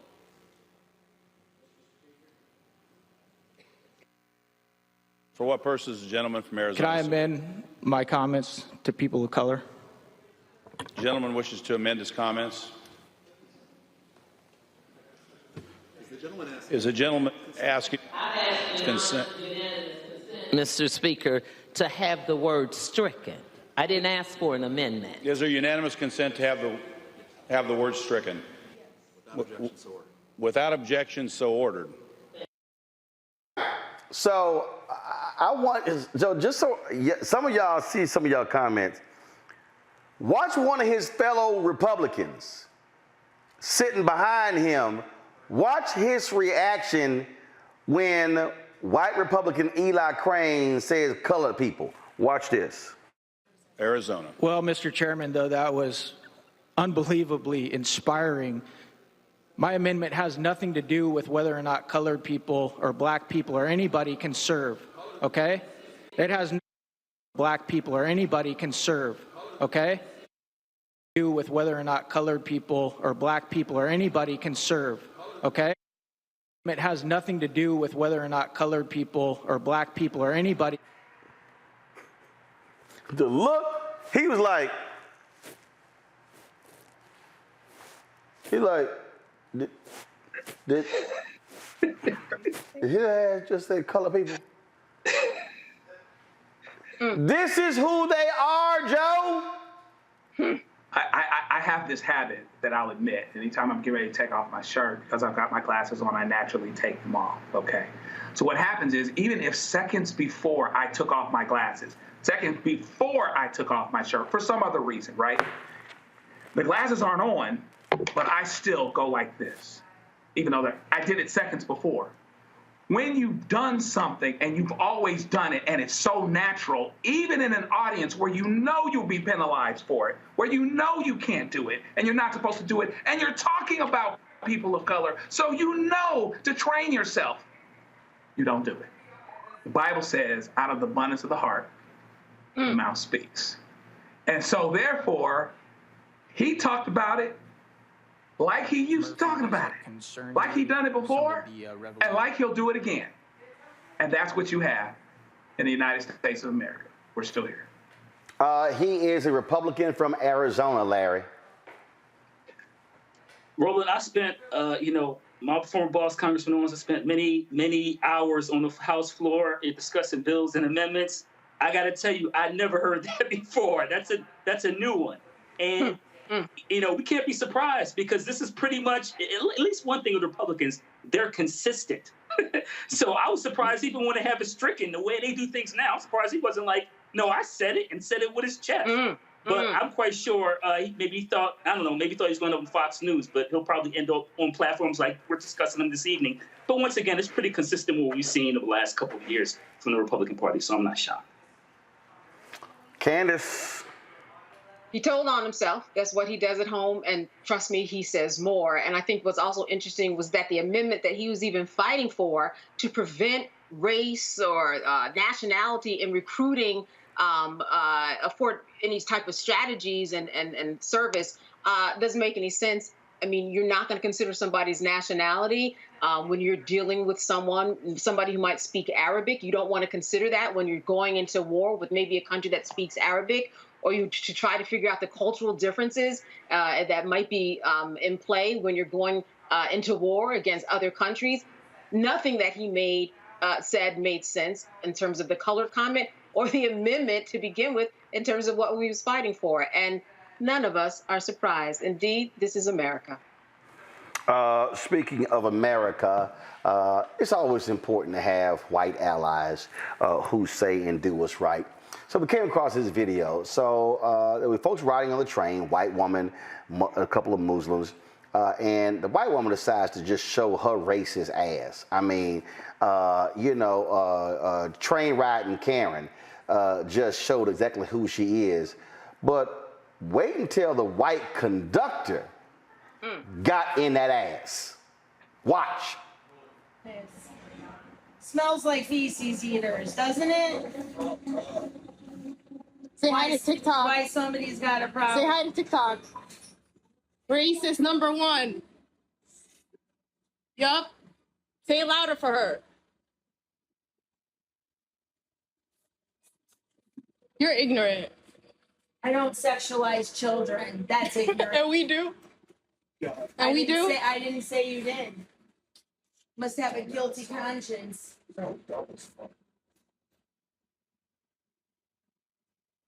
Enjoy the white.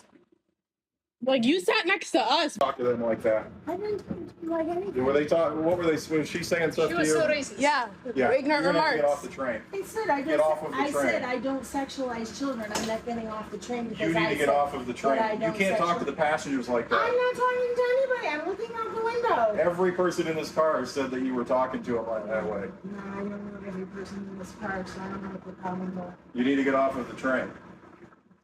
All right, look at me. You will never ride my train again. I will look at you and tell you you can't ride. Do you understand that? I can't physically remove you, but I can stop you from getting on. You do not talk to the passengers that way. I'm not talking to them. Yes, you are. So get off in Hartford and do not get back on my train ever again. You see me, walk away. Okay? Thank you. God bless.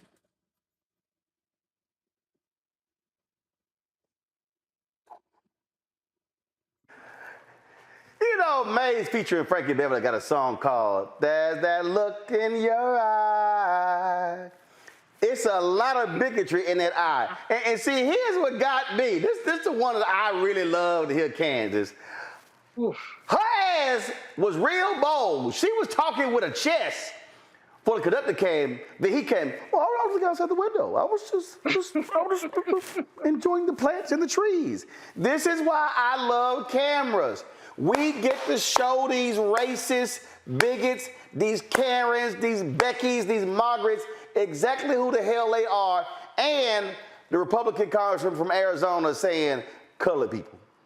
And you know, what's so heartwarming is the response, as you said, of that conductor. He was fair, he was forthright, but he made himself plain that this is not going to happen again. You can act like there's some type of parallel universe where you didn't say this, but we've got witness. It's like he was performing a little mini trial. He had witnesses. You know, he came, he gave his opening and closing argument, gave his decision, and she got her punishment. She's not going to be allowed on the train anymore. As he said, if you see me, you better turn around. And I think that was the wonderful part about it, is that you hope somebody will respond that way. Normally we see these videos that go viral and they kind of end up at the same point where somebody's fighting, but you don't often see somebody jump in with authority to come and quash it the way that he did. Joe? It's like Morris Day in Turkout #3. You ain't got to go home, but you got to get the hell out of here. I really appreciated how he came. He was very balanced. And he said, I listen to these folks, and everybody on this train says that you're being a certain way. And it is interesting how she crammed up. She wasn't as strong when he came after her like that. And did the eye thing and everything. I mean, it was fantastic. I appreciated him being an ally that way because it's about making people feel safe. Now, what is this person going to do anyway? She's not, why is her entitlement what it actually is? This just lets you know how folks think. And so I'm really glad that we had that advocate show up in that particular situation, and hopefully that kind of thing can happen more often. Larry? She messed around and found out. And we need more of that. We need more allies to come, our defense, whether, a situation on trains, in classrooms, in boardrooms. We need more allyship like this. And, credit to him for doing the right thing. That's exactly what we should have done. But, Roman, this is another example of people from minoritized backgrounds through our country in terms of the challenges we encounter and just basically living our lives. So the other thing is, when things like this happen, everyone go live. Say it with your chest, as Dr. Carr likes to say a lot. So go live, and, we need to keep tweeting this out, and, people are watching your show now, and we need to make sure we find out all information and, let our employer know how she's behaving. Yeah, just, I'm looking outside the window. I mean, I wasn't talking to anybody. I'm looking outside the window. Like, why are you talking to me? Folks, earlier this week, we talked about the story of Kathleen McElroy, the University of Texas journalism professor, longtime journalist, who signed a contract with Texas A&M to run the journalism department. Then proceeded to change the contract 3 separate times, going from a 5-year contract with tenure to a 5-year contract with no tenure to a 1-year contract, fire at will. Well, she said, hell no. This, of course, has, led a lot of conversation. But this thing is way bigger than Kathleen McElroy. Larry, they're in your state, University of Florida. They had 3 or 4 positions in their African American Studies department and folks wouldn't take the jobs. In fact, I was looking at a tweet today. Let me try to pull it up. There was a tweet today, and that was a professor at Texas A&M who tweeted that these types of actions that will have a direct impact. So Andrew Detzler is professor of atmospheric sciences and a climate scientist at Texas A&M, native Texan. Let me find the tweet here. This is what, let's see here. Let me see if I can pull it up here. What he's talking about, we're going to see more of this. And so go to my iPad. He said, this is such a disaster for Texas A&M. Who in their right mind will take the job as head of the journalism program? Then he tweets, let me make a provocative statement. Long-term excellence in a university is impossible without the backing of diversity, equity, and inclusion. The reason? There's a significant number of scholars who won't associate with an institution perceived as discriminatory. He says the size of this group is large enough that even academics who might not be personally invested in DEI avoid such institutions, as they are aware that the lack of DEI hampers the recruitment of other top-tier faculties. Last comment here, he said, this is already happening. We had an offer out for a tenure-track faculty position, and after this news came out 2 days ago, the person called and turned down the offer explicitly because of this. This right here is what President Kathleen Banks had better wake up and realize what is going to happen. This is what Chancellor John Sharp had better make clear to the idiots of the Texas A&M University Board of Regents, that this is going to be a problem. And what this is doing, Larry, this is actually curbing opportunities for black academics. And what it is going to do, it is going to call black academics to question, well, I don't even want to go to these places in Texas and Florida. And so if they're complaining about losing the best black talent, and they don't mind that black talent on the football field. They love them some 4- and 5-star athletes, but clearly they don't want 4- and 5-star faculty, Larry. Roland, you highlighted, and I texted you about when this story came out. You told me that you were going to bring the noise the other day, earlier this week, and you did. So I think what's important is Black folks only make up 6% of faculty members at post-secondary institutions. We make up 14% of the U.S. population. And we're a small community, and we talk a lot because you got to let people know, I'm applying a job here, I got an offer here, should I go here, should I not go here? And you're right, it's already having an impact on certain states that people are deciding to or not to go to. And Roland, I think what's really important about this conversation is we're not talking about the long-term economic impact. There are some brilliant Black minds in higher education, colleagues that I know and other people that I read their work. When they decide they're not going to a particular state, that's a loss. That means that person won't apply for work there and apply for grants, multi-million-dollar grants. And also, you won't be able to attract students to attend an institution. So these states and institutions that take these particular stances will have a long-term negative impact on their bottom line, and they just don't see it. And what this is also speaking to, Candace, and this is why I'm trying to get people to understand how you have to broaden this. So imagine if you are an African-American, but you're downstream. You're not a Kathleen McElroy. You don't have tenure at some other particular place. You're trying to get there. You're like, I don't want to go to a place like that. I don't want to go to essentially a hostile environment. The fact that the Texas A&M Board of Regents would listen to some crank-ass right-wing website who tried to say that, she was this radical leftist who's all about DEI, and for President Kathleen Banks to fall for that BS and accept it and not stand up to the Regents and tell them they are wrong, I'm telling you right now, if I was a Black academic, I would say, the hell with Texas A&M, don't even come talk to me, which is why I'm saying that Black athletes should say the exact same thing. Don't give a Texas A&M your talent right now as an athlete when they don't want your talent when you no longer can run up and down the field on DEI Saturday afternoons. And especially when leadership can be easily persuaded when they were already in contractual obligations and negotiations with this esteemed journalist. She signed the contract. That's right. That's right. She signed the contract. And lest we forget that she was brought in with fanfare. There were balloons and crepe paper and a table and all of that. Then there were questions about what was going on with what she had written in the past, stuff that was on her CV, stuff that they probably asked her about in the interview process. There is no way that an academic would want to go to this school, I would imagine within years if they are African American, because there's nothing solid saying you are going to support me, whether we have a contract signed or not. Everything is in flux. This is a woman who was going to this school without tenure.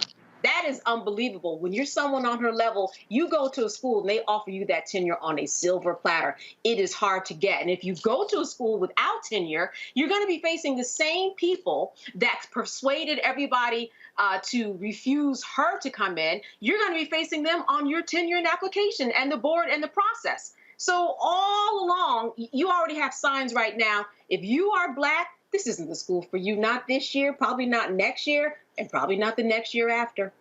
When you look at the Supreme Court decision dealing with affirmative action, when you look at these attacks on DEI in Florida and Texas and all of these southern states, what we're talking about, and I need people to understand what I'm about to say, we are talking about white conservatives today literally trying to limit the economic viability of African Americans for the future.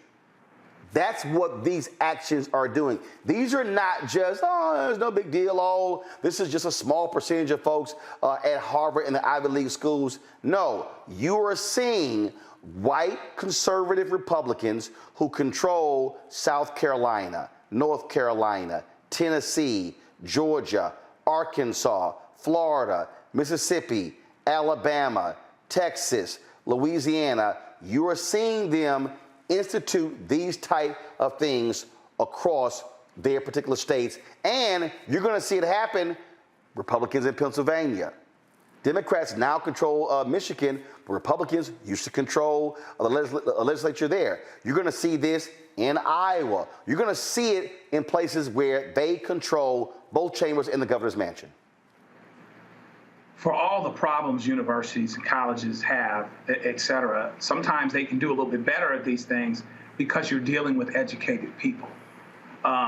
Educated people, shame on Texas A&M, because educated people ought to know better. You had, aside from the contractual situations, I've signed a contract, et cetera, et cetera, et cetera, the whole idea that they would allow themselves to be taken from this because of some side chatter, it makes Texas A&M look bad. Then, as the point was made before, it makes people less likely to give grants. It makes people that would come to get those grants less likely to want to study there and less likely to go to an environment that they consider to be hostile. And then what ends up happening is that university or that system ends up being downgraded because they aren't going to be able to get the talent, because they aren't going to be able to get the grants, because a lot of folks that give grants, organizations, are looking for people with more progressive thoughts, and then certainly people that aren't getting rid of diversity, equity, and inclusion.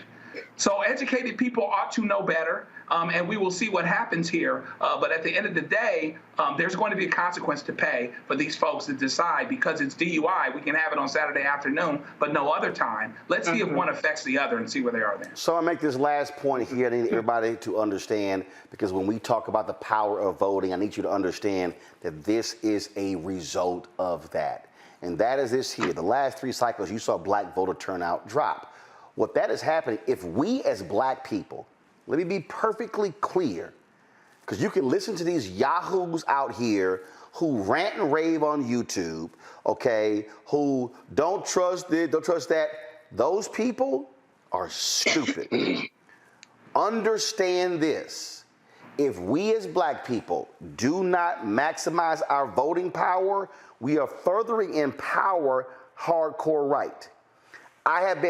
Did not warn y'all about right-wing folk taking over school boards? Did not warn y'all about that? What happened?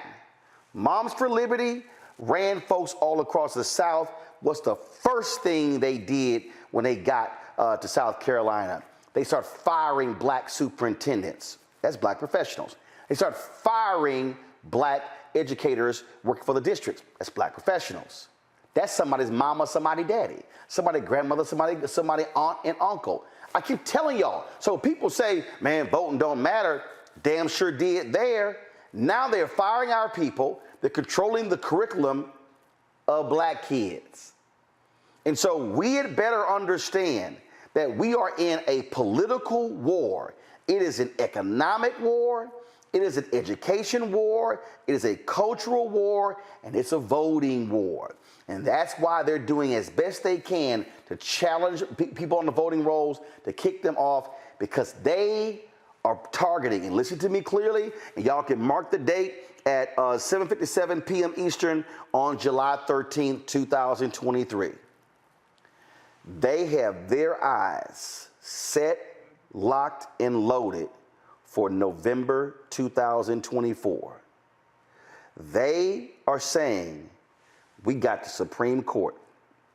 If we get the White House and we keep the House and we take the Senate and we already control 30 state legislatures and governor's mansions, we can do whatever the hell we want.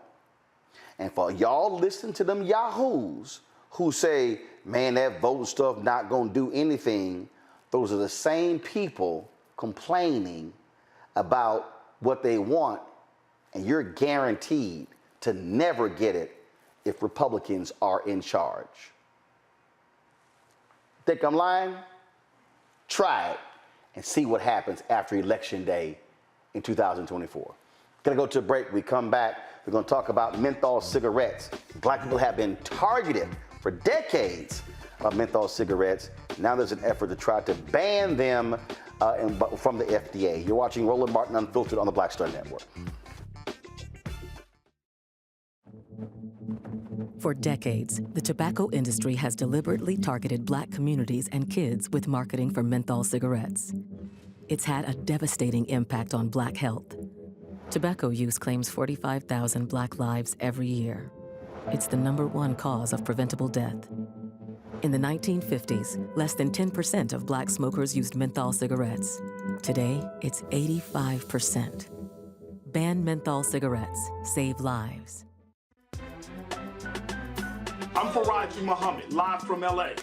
And this is The Culture. The Culture is a two-way conversation. You and me. We talk about the stories, politics, the good, the bad, and the downright ugly. So join our community every day at 3 p.m. Eastern and let your voice be heard. Hey, we're all in this together. So let's talk about it and see what kind of trouble we can get into. It's The Culture. Weekdays at 3, only on the Black Star Network. Hi, my name is Freddie Ricks. I'm from Houston, Texas. My name is Sharon Williams. I'm from Dallas, Texas. Right now, I'm rolling with Roland Martin, unfiltered, uncut, unplugged, and undamn believable. You hear me?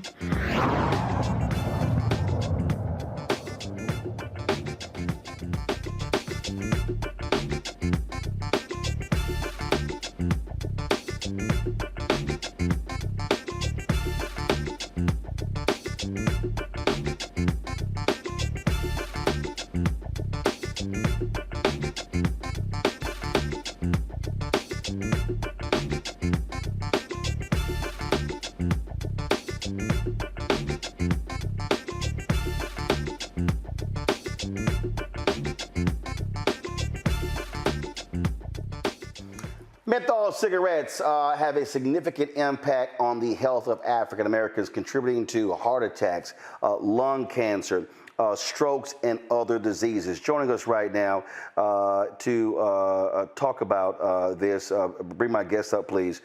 Folks, this is a really important story. Anybody knows I can't stand smoking.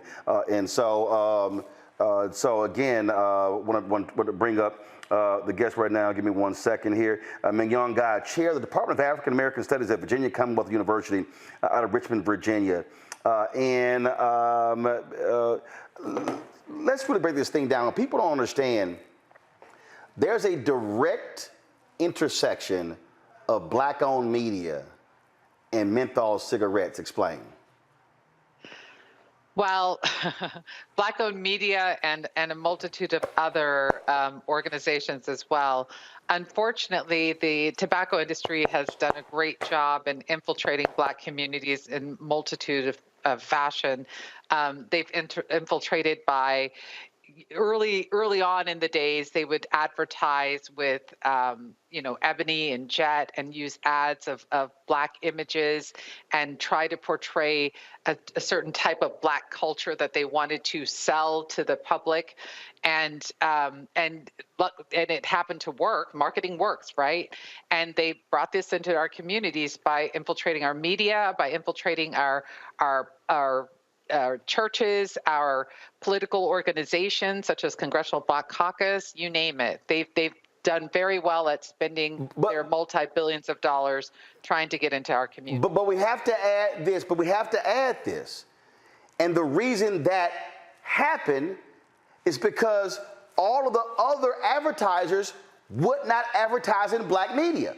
So as a result, if you were Ebony, if you were Jet, if you were Black newspapers, if you were Black-owned radio, all these other companies would not advertise in Black-owned media.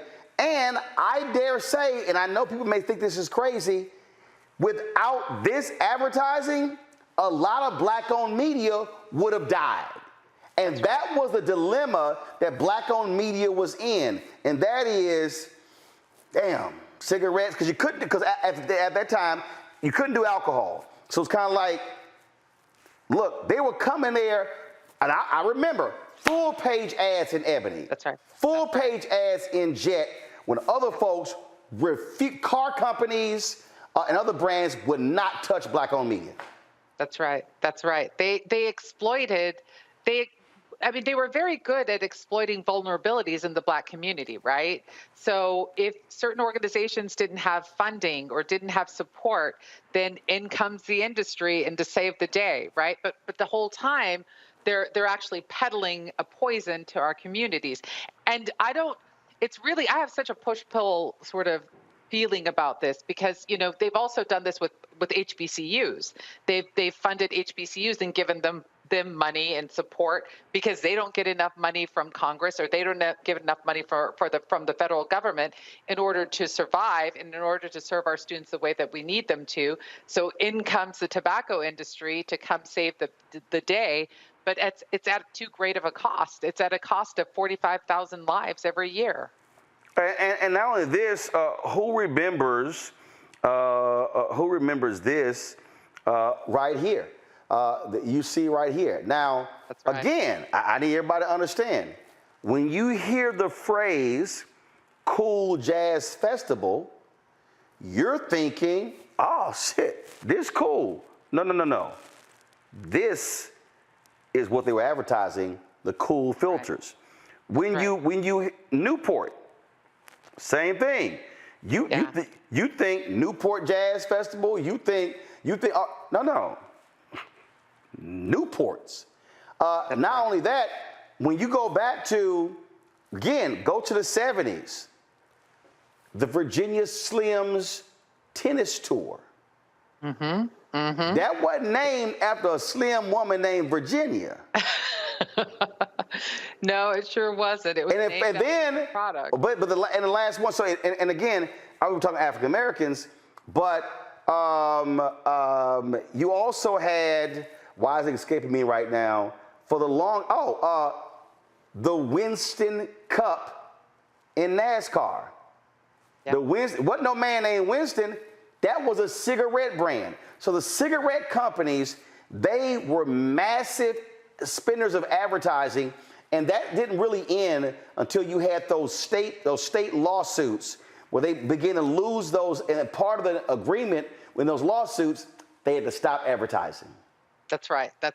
And it's funny you mentioned that, because not only did they infiltrate Black communities by media, right?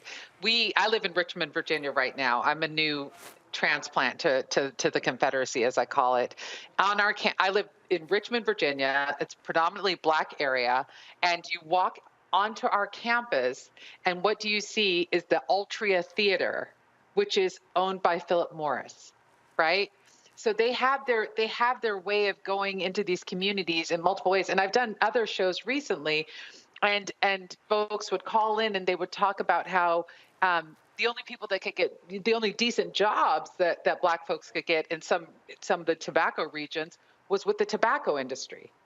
And so they would give them well-paying jobs, and they would give them security where they couldn't get jobs in other places.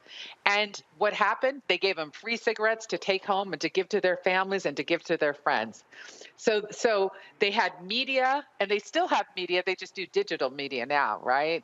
Because they can't do the billboards anymore. So they had the media cornered. They came into the communities by giving churches funding, and they would support certain types of gatherings and things of that nature. Those festivals that you referred to, which was perfect, married it with music, so it seemed okay, and it seemed like it was part of the culture. And then they gave them jobs, and they still do it today. They still try to recruit Black scientists to come over to the industry to try to work for them as well. Again, it's just one of those things people really don't understand how deep this went. And then when you talk about those events, it was literally buying tables at every Black event, Black conferences. It was extremely deep in the Black community. Questions from my panel. Candace, you first. So we've been talking about this push and pull. As you said, they provided money to media companies and they provide jobs. But I've been reading about this push and pull too, in terms of Black clergy and store owners saying, hey, listen, you can't just get rid of these menthol cigarettes because people are going to find other ways around it, and you're going to be taking away business from us. So I'm wondering, what's your response to that for people saying this is going to hurt us economically? We have to do something else because prohibition is never going to work. Didn't work with alcohol, didn't work with abortion, hasn't worked with a lot of stuff. So before she answers that, I'm gonna tell you something. So, and again, people need to understand how they buy off people. And let me be perfectly clear, the ads that you see running for this campaign, we're being paid to run those ads. I got no problem saying that. But I despise cigarettes. I'm allergic to smoke. So I would say ban all that shit. I'm perfectly fine with it. But here's what I need people to understand. It was a few years ago. So you got two black chambers. You have the Black Chamber of Commerce that Harry Alford runs, okay? And they always paying them to do stuff. I'm being straight up. Then you got U.S. Black Chambers, Inc. So a few years ago when this issue came up, all of a sudden we see these news releases and Alford's group was saying, oh no, we can't support this because this is gonna hurt the black-owned convenience stores. That was what they were using.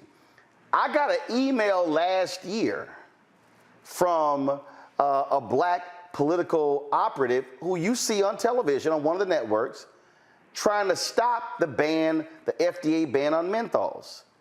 And they pulled in some prominent black pastors and black lawyers. So they were trying to book them on my show. And I was like, hell no, that shit ain't happening. And then, of course, Politico later did a story on the black civil rights and folks and lawyers who were being paid off. They were trying to use that very argument, Candace, oh, it's going to hurt the black convenience stores, until you start trying to add up. How many black convenience stores do you actually have that are being impacted? They're like, oh, it's going to hurt the black-owned bodegas in New York. Yeah. Who? Yeah. So they've tried to use, the economic, oh, you're going to hurt black people when, hold up, how many people die per year? 45,000 lives per year. Yes. That's black lives or total lives? 45,000 black lives. So 45,000 black lives, and we ain't talking the untold millions we got to spend on health care as a result of this.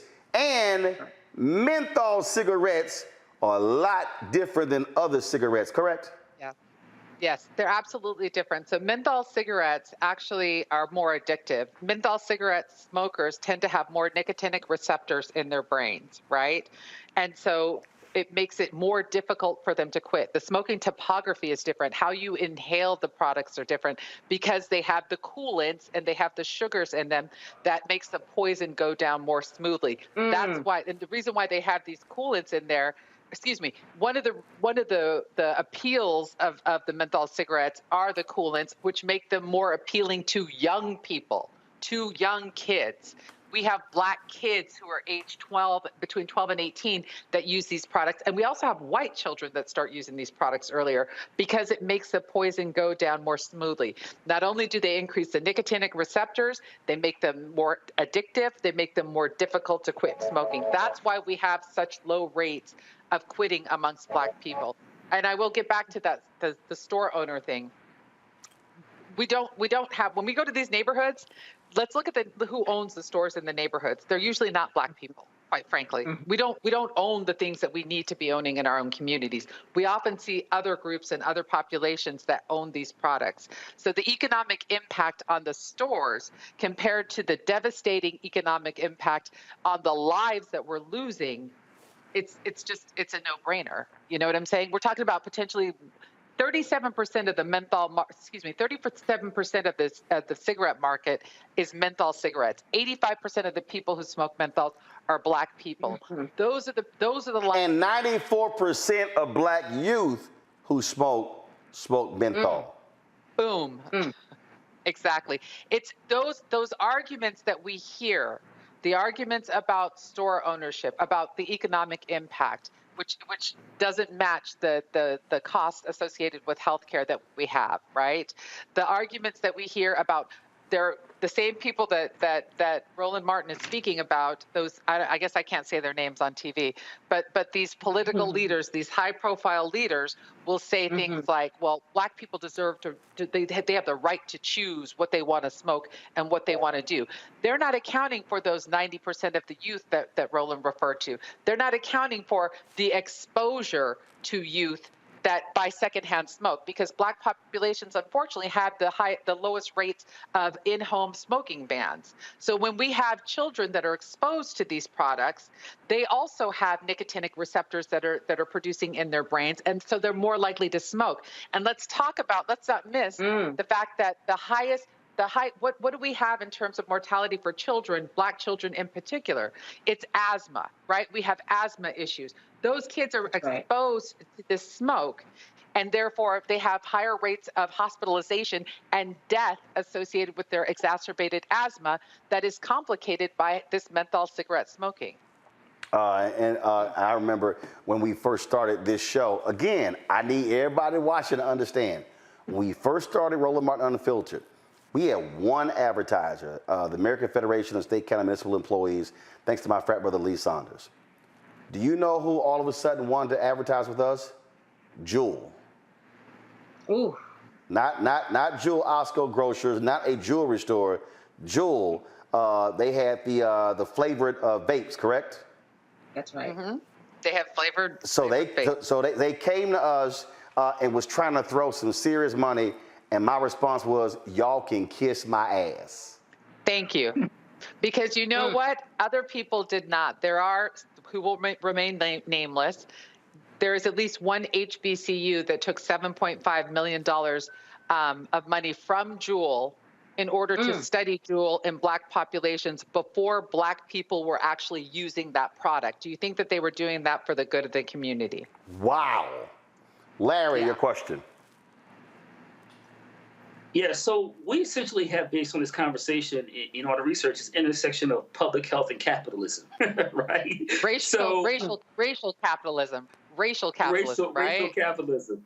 Yeah, let's be clear about that. So, and on top of that, it's during a time of anti-Blackness. So all these Black people are dying.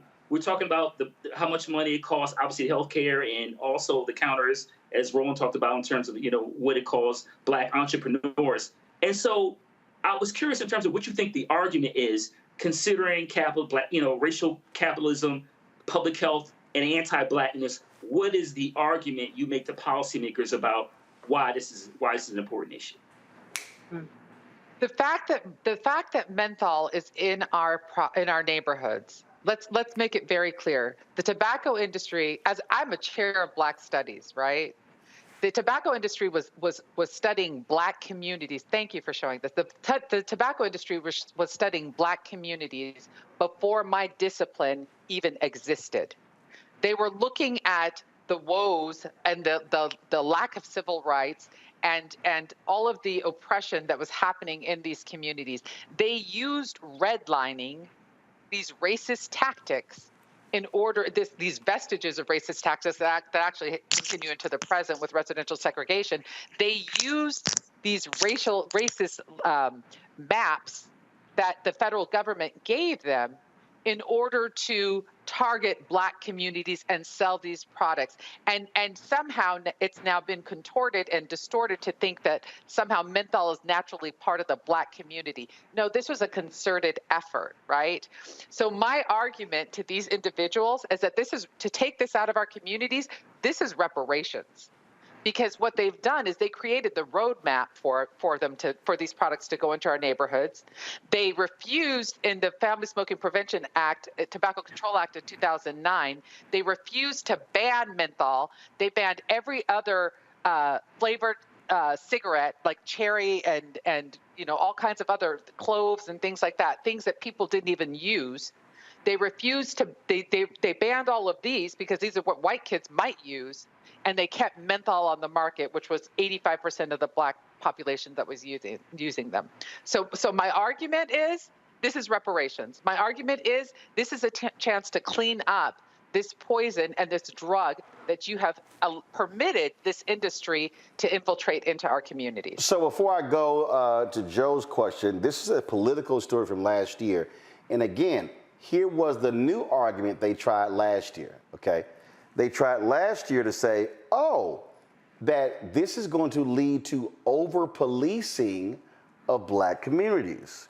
And so this was April 28th, 2002. So concerns about over-policing threaten to stall a ban on menthol cigarettes and undermine the major tobacco regulation a decade in the making. And so you literally had CBC members, you had, the article says here, Reverend Al Sharpton, civil rights attorney Ben Crump, and relatives of George Floyd have argued that the rules, should they take effect, would give law enforcement another reason to target black people. I mean, you literally had this, this was in their story. Then this story says members of the Congressional Black Caucus are divided, but an aide to the group said that the push from civil rights leaders over recent weeks has caused members to give greater thought to what could be potential unintended consequences.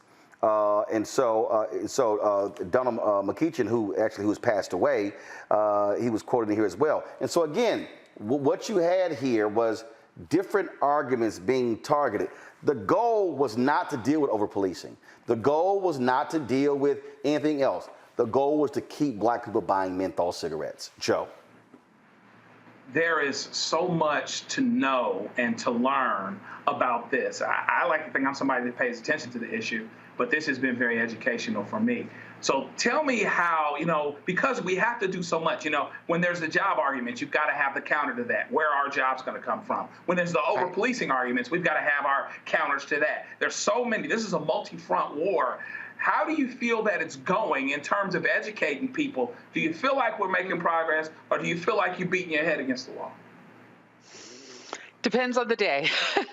I think that having platforms such as this is really important. It's critically important.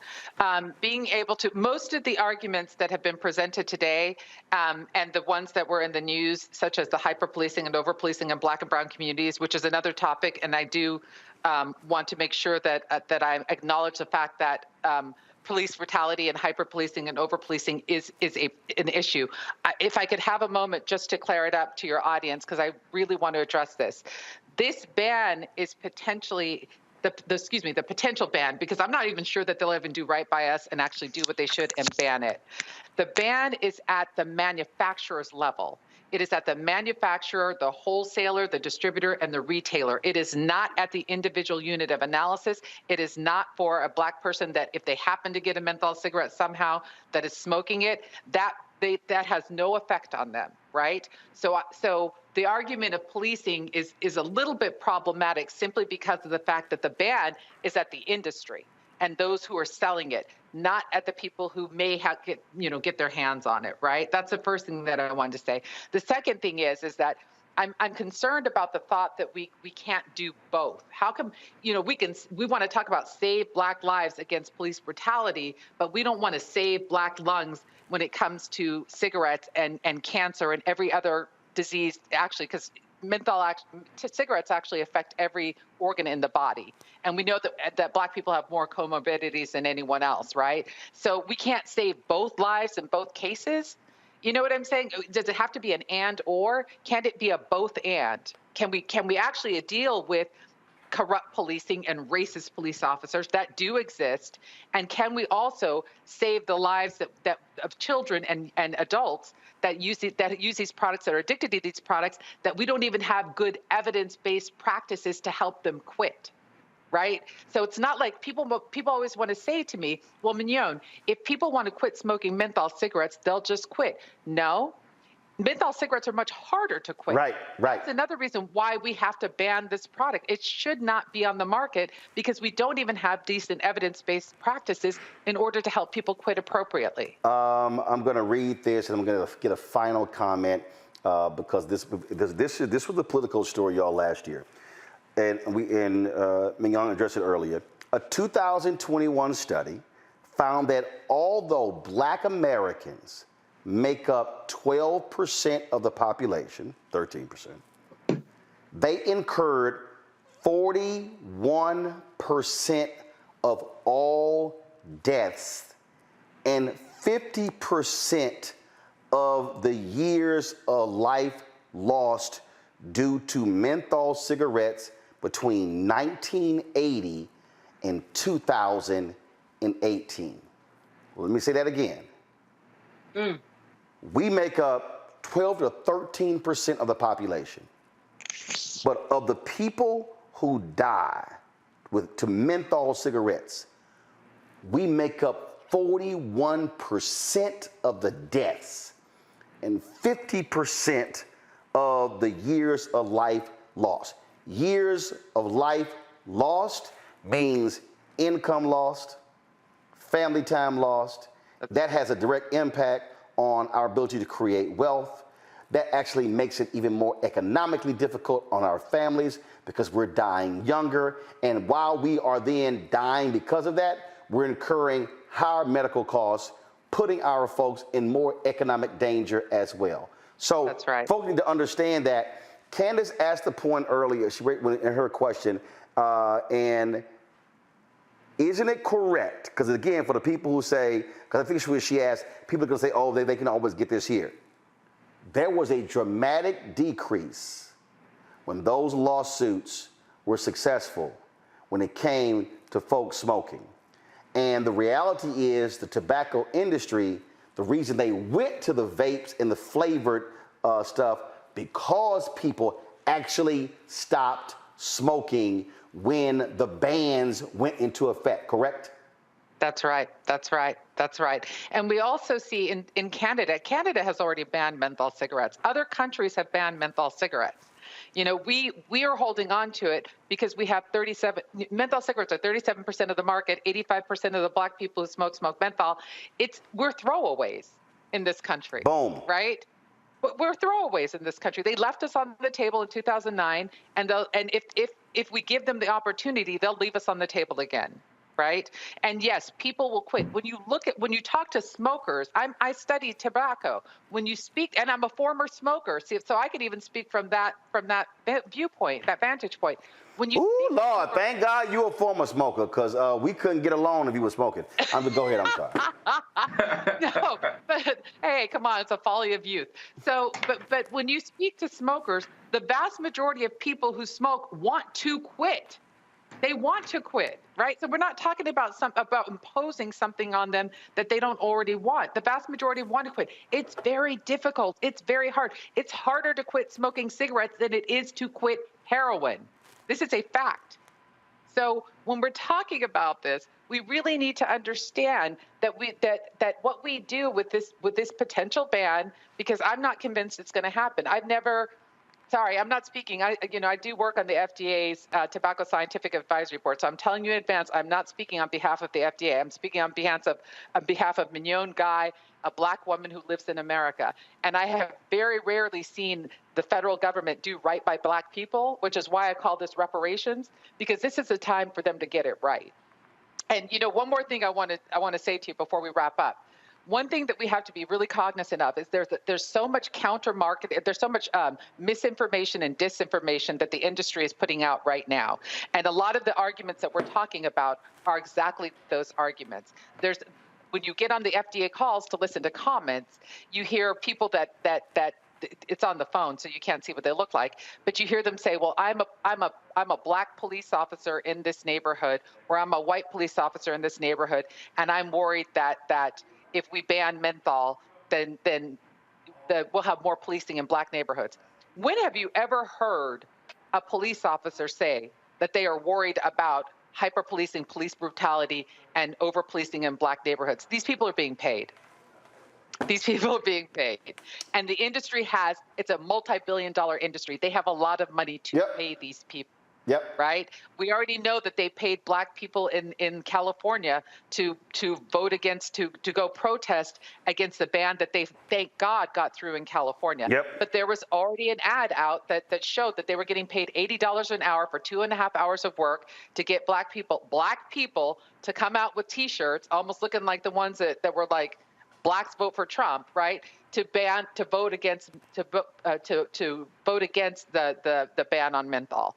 So they're taking our own people to vote against our own interests, to save our own black lungs and to save our own black lives. Yep. We cannot allow this to happen. We absolutely cannot allow this to happen. And again, I just need people to understand, they wanted to pay me a lot of money to advertise Jewel on this show. And I said no.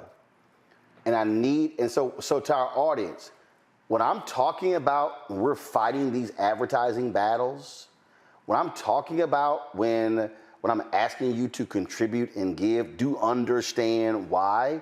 It's because there are folks who want to come to us, and yes, these tobacco companies, and for me, on principle, it's an absolute no, period. But guess what? If we don't have this show, we can't counter the messaging. And so you have to understand, and that was the trick that they used against black-owned media in the 70s and the 80s and the 90s. And I'm talking about they had 26 and 52-week ad buys for newspapers, which is unheard of, and they had 12-month ad buys in magazines when no other major advertisers were willing to give them the kind of money. So just understand what Professor Guy is laying out. It was a clear play on Jim Crow racist policies, filling the void, knowing full well we needed the money.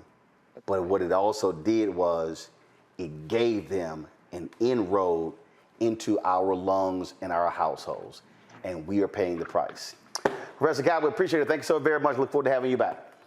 Thank you so much for having me. I really appreciate it. And thank you for keeping the good fight. Thanks a bunch. Candace, Larry, Joe, I appreciate y'all being on my panel. Thank you so very much. Candace, thanks a bunch for guest hosting for me on Monday and Tuesday when I was in Rhode Island for the Jeffrey Osborne Golf Tournament. Great job. Thanks a bunch. Folks, y'all have a fabulous, fabulous weekend. Again, folks, please support us in what we do. That segment you just heard, you're not going to hear. ABC, NBC, CBS, Fox News give 30 minutes to an in-depth conversation on menthol cigarettes and black people. Hell, you're not going to see that on BET's new black show, that once a month show. You're not going to see it anywhere else. This is why black-owned media matters. This is why Roland Martin Unfiltered matters. This is why Black Star Network matters. And please support us in what we do. Because I'm telling y'all, they wanted to give me a lot of money. It was 6 figures. And let me tell you something right now. I just want y'all to understand. The first year of this show, I came out of pocket $391,000 to keep this show on the air. Oh, that money would have been huge. But I simply could not take it. And so please support us in what we do by sending your check and money orders to P.O. Box 57196, Washington, D.C. 20037-0196. Cash App is $RM Unfiltered. PayPal R Martin Unfiltered. Venmo is RM Unfiltered. Zelle, Roland at RolandSMartin.com, Roland at RolandMartinUnfiltered.com. And of course, support us by downloading our app, Black Star Network app, Apple phone, Android phone, Apple TV, Android TV, Roku, Amazon Fire TV, Xbox One, Samsung Smart TV. And you can buy my book, White Fear, How the Browning of America is Making White Folks Lose Their Minds. Available at bookstores nationwide. Folks, I'll see y'all tomorrow, right here, from our Washington, D.C. studios, right here on Black Lives Matter Plaza, 2 blocks from the White House, nation's capital. Holla! Folks, Black Star Network is here. Oh, no punches! I'm real revolutionary right now. Support this man, Black Media. He makes sure that our stories are told. Thank you for being the voice of Black America, Roland. Stay black. I love y'all. All momentum we have now, we have to keep this going. The video looks phenomenal. See, there's a difference between Black Star Network and black-owned media and something like CNN. You can't be black-owned media and be scared. It's time to be smart. Bring your eyeballs home. You dig? Pull up a chair. Take your seat. The Black Tape with me, Dr. Greg Carr, here on the Black Star Network. Every week, we'll take a deeper dive into the world we're living in. Join the conversation only on the Black Star Network. Hi, I'm Dr. Jackie Hood Martin, and I have a question for you. Ever feel as if your life is teetering and the weight and pressure of the world is consistently on your shoulders? Well, let me tell you, living a balanced life isn't easy. Join me each Tuesday on Black Star Network for A Balanced Life with Dr. Jackie. We're all impacted by the culture, whether we know it or not. From politics to music and entertainment, it's a huge part of our lives, and we're going to talk about it every day right here on The Culture with me, Faraji Muhammad, only on the Black Star Network. I'm Deborah Owens, America's Wealth Coach, and my new show, Get Wealthy, focuses on the things that your financial advisor and bank isn't telling you, but you absolutely need to know. So watch Get Wealthy on the Black Star Network.